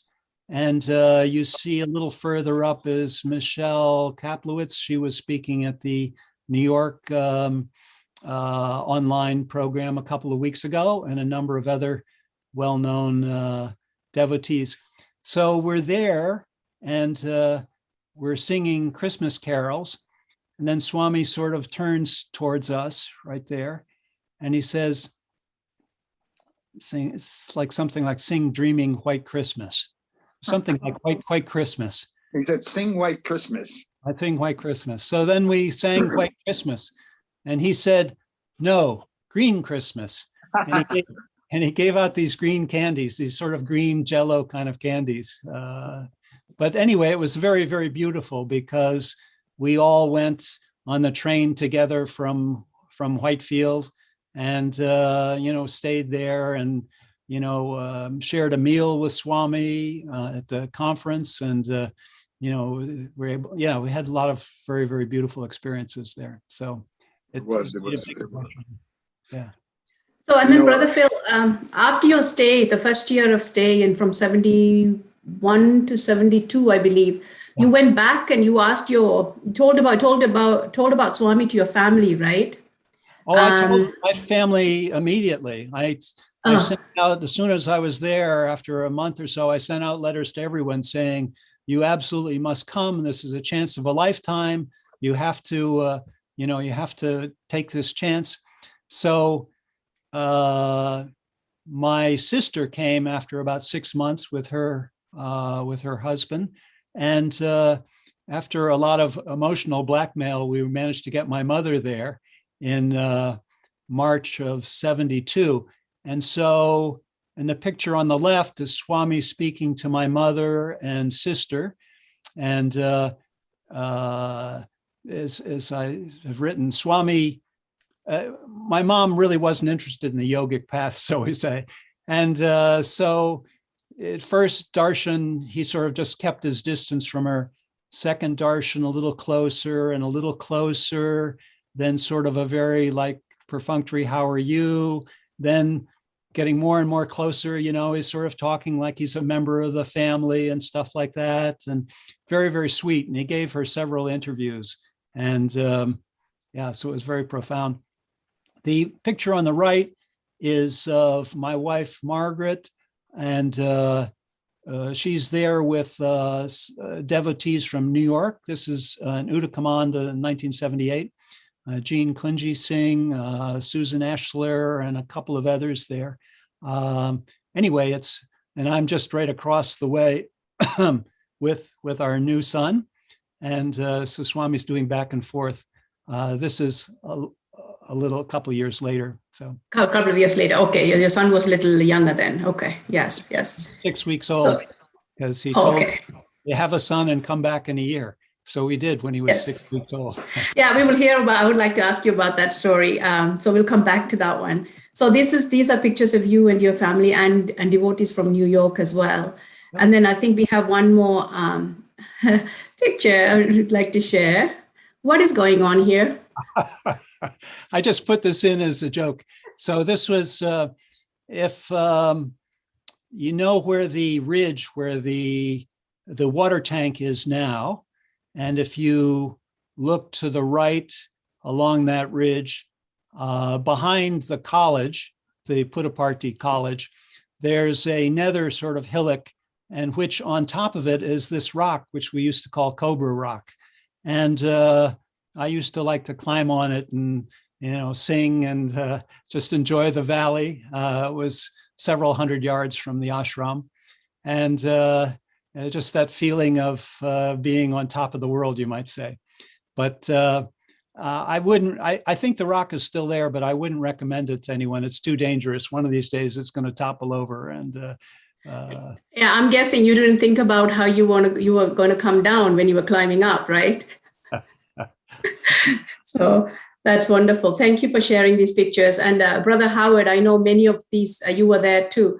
I actually wanted to go back to Brother Howard, your experience with Swami, with the bhajans, right? Both of you had so many experiences where during bhajans, after Aarti, I think for Brother Phil, Swami comes and stands behind you, gives you this one eye contact. And I would like to hear that story. But before that, Brother Howard, when you're singing bhajans, Swami taught you bhajans, you're singing bhajans, he shows up wherever you are, where you're singing bhajans, right? And I think you have an experience with garland moving when you're singing your bhajans. Can you share that story? Because I think that's really relevant for all of us too, because whether you have shared that Swami is omnipresent. He's there with us even now, right? Just right now here. So just when we are singing bhajans, to kind of remember that Swami is there listening. So I would love to hear your story. Well, it was the very first year, 1970, and I needed to get my passport renewed and go to, it was then Madras. So I asked Swami permission to go to Madras, and I'm standing on the train platform waiting for the Brindavan Express in Bangalore. And I just closed my eyes and I said, Swami, I wish I could stay with devotees and attend bhajans in Madras rather than staying in a hotel. And I opened my eyes and this man walks up to me, Indian man. He said, I saw you at Darshan in Whitefield, and are you going to Madras? And I said, yes. He said, then why don't you come and stay with me and my family in Ambattur, it's a suburb of Madras. And he took me to bhajans there. And in this house, every Thursday and Sunday they do bhajans, and when Swami is pleased with the bhajans, it's hard to explain. You know how you have pictures hanging in Indian houses of gurus and ancestors, and then a garland would hang down, so the picture would be sort of hanging out from the wall, where the bottom of the picture is against the wall, and then the wire and the hook, so the picture's leaning. So when they said when Swami's pleased with the bhajans, the garlands will dance in time to the music. So we're having bhajans, and they said, Miss Howard, why don't you lead a bhajan? So I start Madhura, Madhura, Murali, Ganeshama, and all of a sudden the garlands start to sway back and forth in time to the music, And as I increased the tempo in the second round, the garlands increased. And when I stopped the bhajans, they completely stopped. And then more people sang and nothing happened. So they said, can you sing another bhajan? So I sang, I think I only knew 2 at that point, because it's like August 1970. And again, the garlands started dancing, and flowers would shoot off the top of the picture and land in Swami's chair. So this was just amazing. And in 1986, when I was there setting up the planetarium, I actually ran into those people again. I hadn't seen them since 1970. So 16 years had gone by, and they told me the garlands were still dancing in their house every Thursday and Sunday. Thank you. So it shows you that he's there. Yes. So Brother Phil, you had you also have, I know, and there are many experiences, but there's one time Swami interacting with the Mother Nature, right? I think it was in 1974 or sometime. I could be wrong with the date, but you were putting up the stupa in front of the mandir, I believe, and you had a lot of flooding in Prashanti Nilayam, and so 1975 July, that's when the stupa was being put up. But right around that time, there was a terrible flood in Puttaparthi, and it was so bad that it cut off Puttaparthi from the outside world for several days. And fortunately, for many years before, Swami had these trucks every day were hauling sand up from the Chitravati to the ashram, and the ashram gradually got higher. It was gradually built up higher. And so the flood didn't come into the ashram, but it did come through the village and destroyed a big chunk of the village, which Swami later rebuilt. But there was loss of life in the valley, and bad stuff was happening. And so everyone was praying to Swami to resolve it. And this was just when the first buildings were up from the renovated ashram. So in 1975, East Prashanti was there. And so Swami finally was there when he walked out, and he walked into East Prashanti, and he walked to the roof of East Prashanti, and he motioned, you could see in the distance, he was motioning to the river to go down. And the river did go down, even though the rain continued. So it was lovely to see him do things like that. Yeah. And then you also mentioned that you told your family to come over, and children were the reason that your mother was arm twisted or kind of encouraged to come. Said, we're not coming back until you come here. Okay. Basically blackmailed her into coming. But like you said, Swami little by little worked on her, right? And like you said, she had her calling card, but it was a slow process. And there were some stories, nice stories and miracles with your mother and Swami. I would love to hear that. Well, let's see. So he, first of all, at the start of the first interview, we were all there, and he materialized this halva, and there were about 10 people there. And out of his hand, there was a handful for each of the 10 people. And obviously, this is some very kind of oily, hot kind of thing. It's not the kind of thing you could, how are you going to get this? But anyway, he did that. And it was a very long, extensive interview. But at one point, he materialized. First of all, he asked her, do you want some memento? And my mom didn't really know what he was talking about. And she basically said no. And so he had to keep asking her. And finally she said, well, maybe for my parents, because she was worried her parents were very aged. And then she was worried they were going to die while she was in India. And so Swami then materialized this moonstone ring for her. And he said, sometimes you'll see me in it. And my mother, as I said, is very non-mystical. But that Christmas, about 9 months later, we're back in Connecticut. And it's the kind of day where everyone, it's about the high point of the year. Everyone's gotten their desires or whatever. Everything is going to be as good as it gets. And she calls me in just before she goes to bed. And she's looking at the ring. She says, can you see Swami in the ring? He seems to be leading bhajans. And I looked, I couldn't see anything. And we figured out the timing, and it was about when he would have been leading bhajans in Puttaparthi. And so it was just Swami would say something.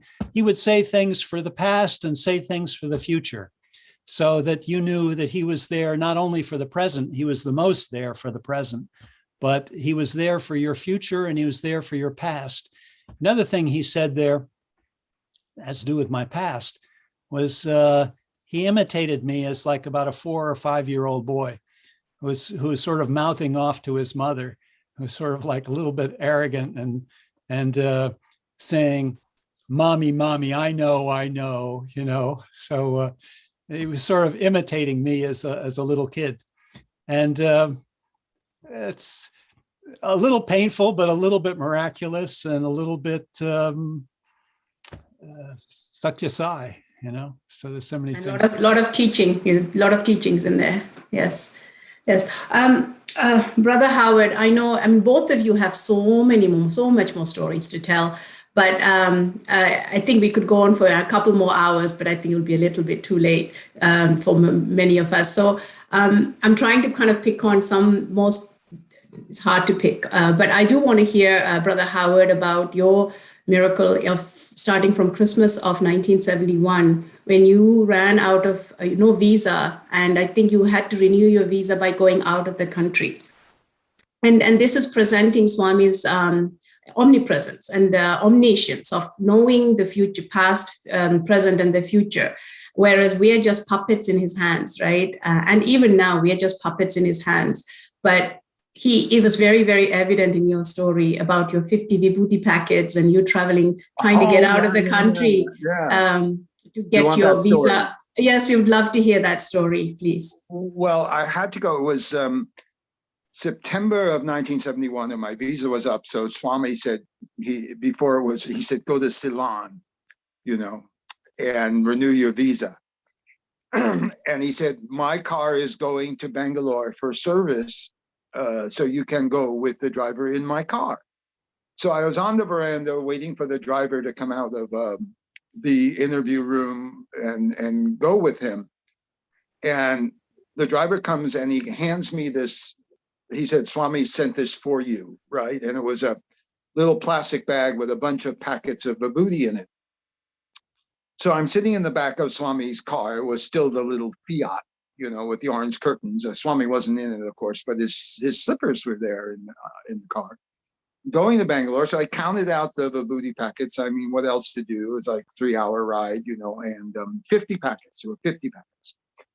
So I get to Rameshwaram eventually to take the ferry to Sri Lanka, and they say to me, you don't have a cholera shot, and you have to get a cholera shot, and it's a week or 10-day quarantine. And I said, well, what am I going to do for a week? And they said, well, you can go to Madurai and see the Meenakshi temple in Madurai, the famous Meenakshi temple. So, and you can get your injection, your cholera shot in Madurai. So I get to Madurai, take the train overnight from Rameshwaram, get to Madurai, and I come to the train station. It's very early in the morning, maybe 5:30, 6 o'clock, and there's just somebody sleeping on the counter with a blanket over their head. And I shook the guy, and he jumped up and he said, yes, sir, I guess he worked there. And I said, where is the health clinic where I can get a cholera shot. So he said, I will draw you a map, right? So he drew me a map, and I follow this map, and I come to the Sri Satyasai nursing home. So I thought, okay, cool, you know, and I ring the doorbell, and this nurse answers the door. And I say, excuse me, but I'm a foreigner, and I just came from Puda Party and Swami's and da-da-da, and I'd like to get a cholera shot. And she said, oh, we don't give cholera shots here. She said, that's on the other side of town. But she said, if you've just come from Puda Party, I'm sure the doctor would love to see you. So she showed me to the doctor's office, and I'm sitting in his office, and he comes in, you know, through a door, and he's kind of tying his lungi. And so he said, you know, 3 days back, I wrote Swami a letter and asked him for 50 packets of vibhuti for my patients. And I said, well, here they are. And I took out the bag out of my, I think I had a shoulder bag, and I said, here they are. And I gave him the 50 packets of vibhuti. So if you think of it, I went to Rameshwaram, no intention to go to Madurai. Just by random chance, the guy at Rameshwaram tells me to go to Madurai. And just by random chance, the guy on the counter gives me the wrong directions, and I ended up at the Sri Satyasai nursing home and delivered the 50 packets of vibhuti. So that's some way that Swami works his miraculous things. And then when I was coming back from Madras, I got the Indian-Pakistan war broke out. It was 1971, and they weren't issuing any visas at all. So they said, we can't give you a visa to go back to India. So I called my father in New York, and those days you booked a trunk call and waited about an hour, and we got a ticket on Swiss Air, which went from Colombo to Bombay and then on to London and New York. So when I got to Bombay, the guy at the customs, you know, I had about a 24-hour layover, and he said, I can give you a 3-week landing permit. And I said, I thought you weren't giving any visas to stay in India. He said, no, I can give you 3 weeks, you know.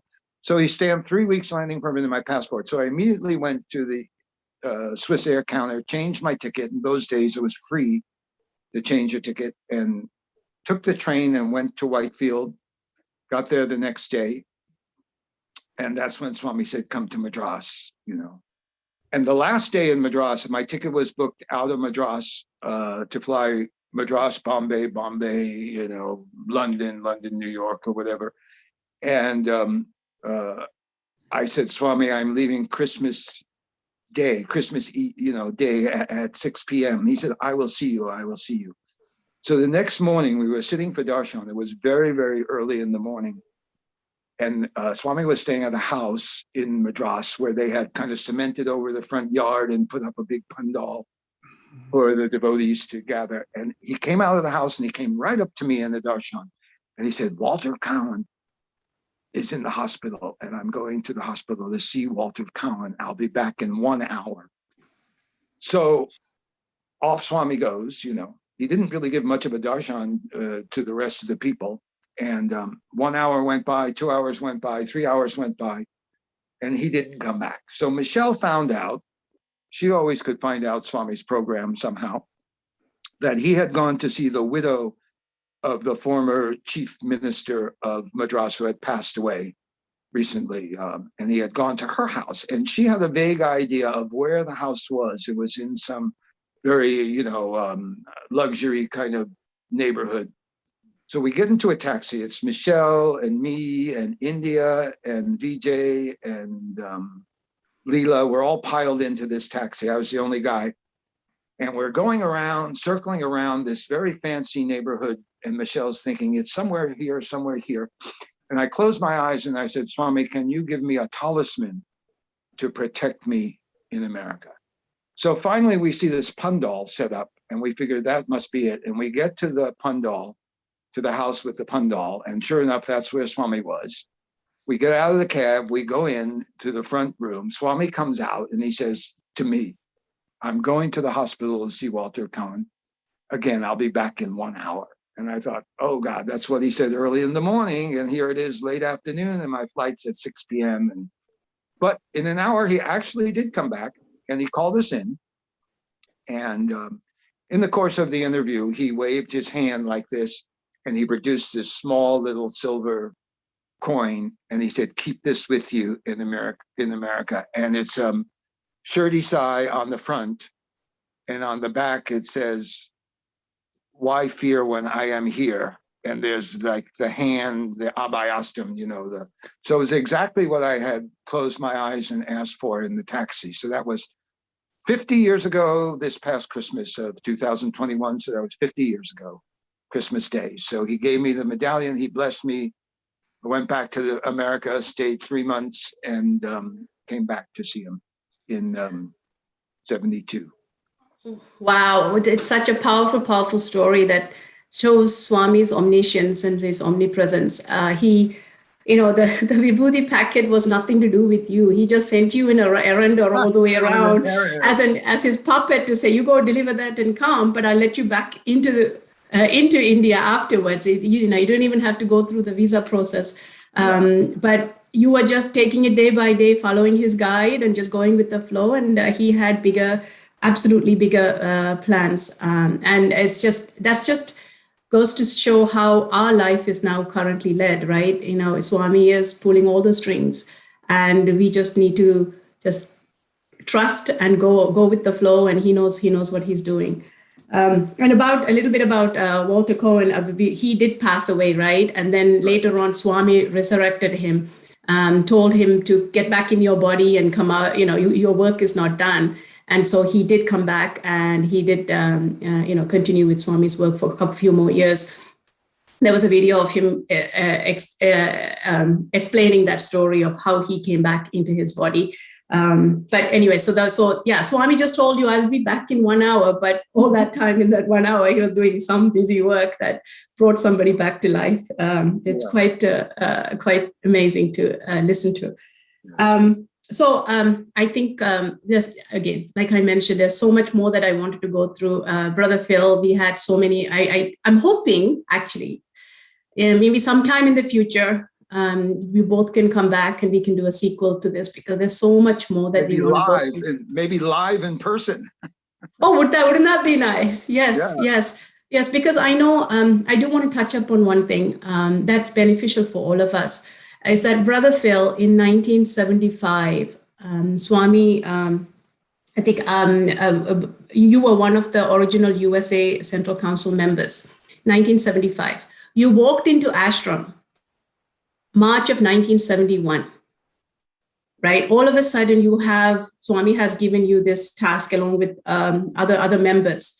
And similarly for Brother Howard, 1970, he walks in, and then Swami also sent you to do a little bit of more story that we haven't covered about your planetarium training and going back and working in the planetarium project back in Parthi. So many things. Swami wanted to use you as instruments, but you only knew him, couple of years, and all of a sudden you're like immersed in him, right? Before that, there was no Swami. And then you come into Swami, and then you're just totally immersed into his work. It goes, and then last month we had Brother Bisu, who had mentioned, it's not how long you know Swami, it's how deeply you know Swami. And you have mentioned a few times as well that it's not just this lifetime, it's previous lifetimes and maybe future lifetimes. But this lifetime is just a single chapter in our big book, right? And it's just amazing how Swami didn't give you many, many years of training, 20 years with him before he gives you an important task or a role or a position. He just says, you have the heart for it. And he just gives it to you. And along the way, you just learn and grow with his presence, of course. Let me interject. I think it's not quite like you're baked and fully done. We're all in training here. We're all in training, yes. The training continues every day. So it's not like, any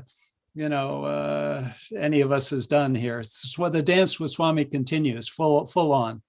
Full on, absolutely. So let me ask just one last question to both of you. Say we have a new devotee listening today.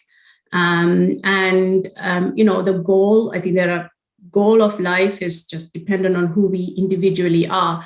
But to see God in everyone, everything, that divinity is just everywhere. And for us to train ourselves in such a way that we can see that divinity. But if I'm a beginner, I am new to Swami, I'm new to spirituality, but some sort of calling card had brought me to listen to this satsang. Who will you say Swami is? Who is Sai Baba? And what kind of practices can I do that will help me see Swami's divinity? You want me to go, or Philip? Go right ahead. You tackle these minor questions, right? Who is Sai Baba?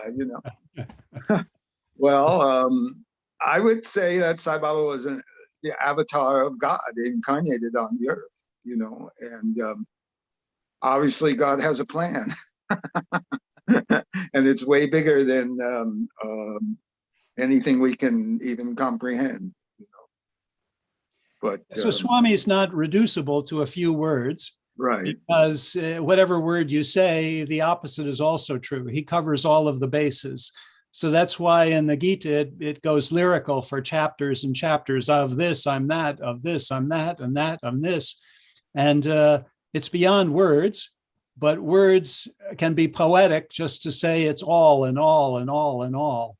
And I would say to a new devotee, sample, don't try and eat the whole thing at once.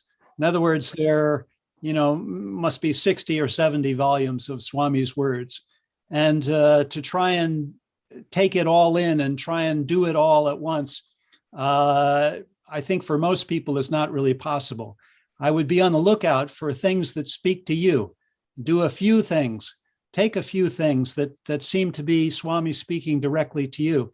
And as Swami says, you're going through this deep, dark jungle. You have this light. You could say, hey, it's too deep and dark and I can't do it. But you have this light. You take one step, the next step, the next step.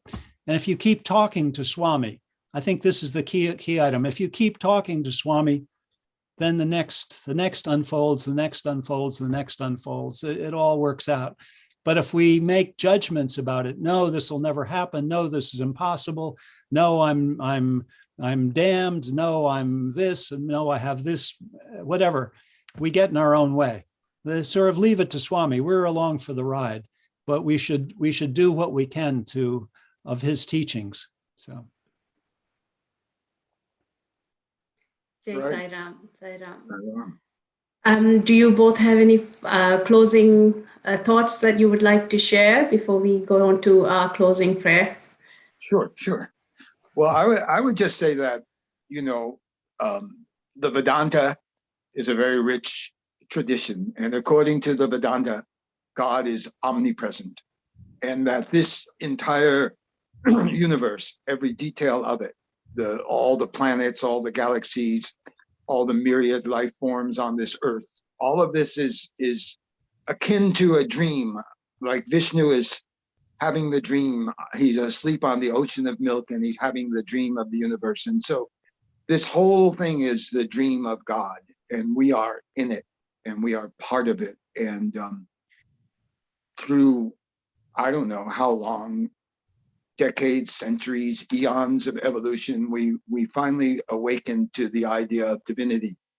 And we seek that divinity. And Swami said it all. He said, Manasa Bhajare Guru Charanam, right? Dustera Bhavasa Gara Taranam. He'll take you across this ocean of samsara so you can cling to his feet. You can take God. He said you can worship God in any form. He said you can worship a picture as God, but not God as a picture. You can worship a statue as God, but not God as a statue. And those are the things he said. So it's just a matter of, no matter how difficult the times get, and we're in very difficult times right now. There's war, there's famine, there's pestilence, there's fires, there's floods. If we can hold on to that faith in the divinity and remember what we've seen and experienced with Swami, somehow I think we'll be okay.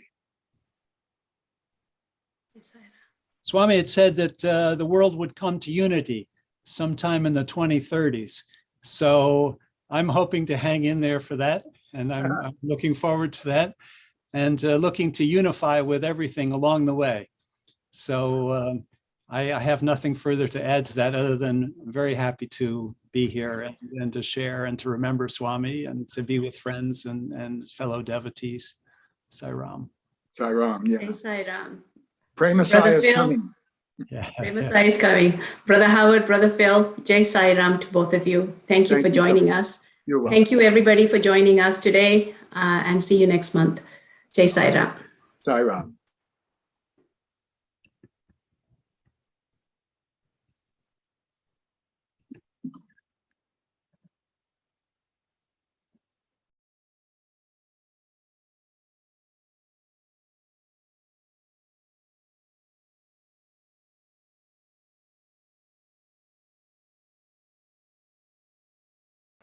Om Jai Jagadish Hare Swami Satya Sai Hare Bhakta Jana Samrakshak Bhakta Jana Samrakshak Bhakti Maheshwara Om Jai Jagadish Hare Shashivadana Shikara Sarva Pranapate Swami Sarva Pranapate आश्रित कल्पलतीका आश्रित कल्पलतीका आपद्बांधव ओम जय जगदीश हरे माता पिता गुरुदैवं मरियं तयुनीवे स्वामी मरियं तयुनीवे नाद ब्रह्म जगन्नाथ नाद ब्रह्म जगन्नाथ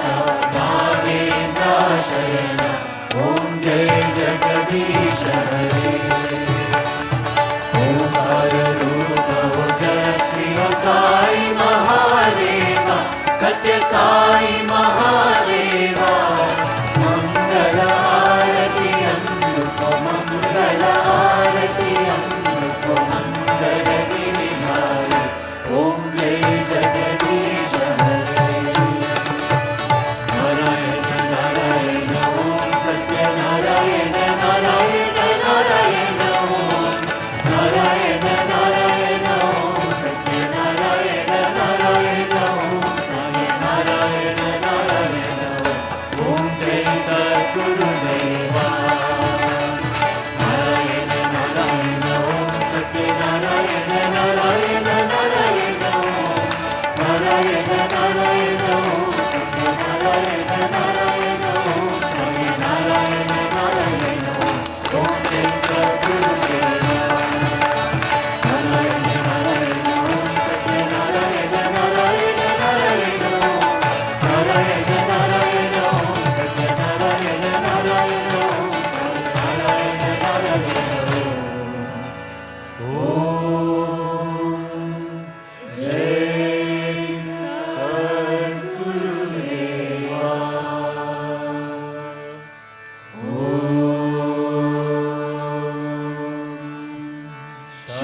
शांति शांति शांति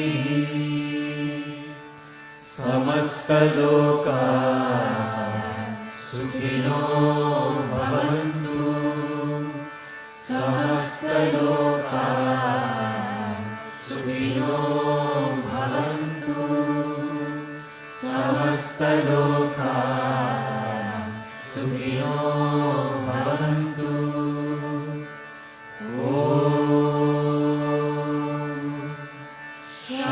शांति शांति शांति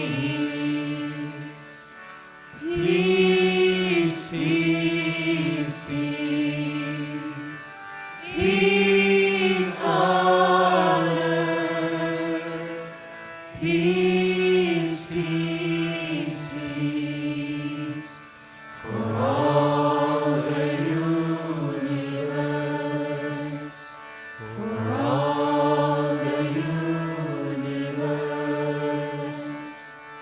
जय बोलो भगवान श्री सत्य साई बाबा जी की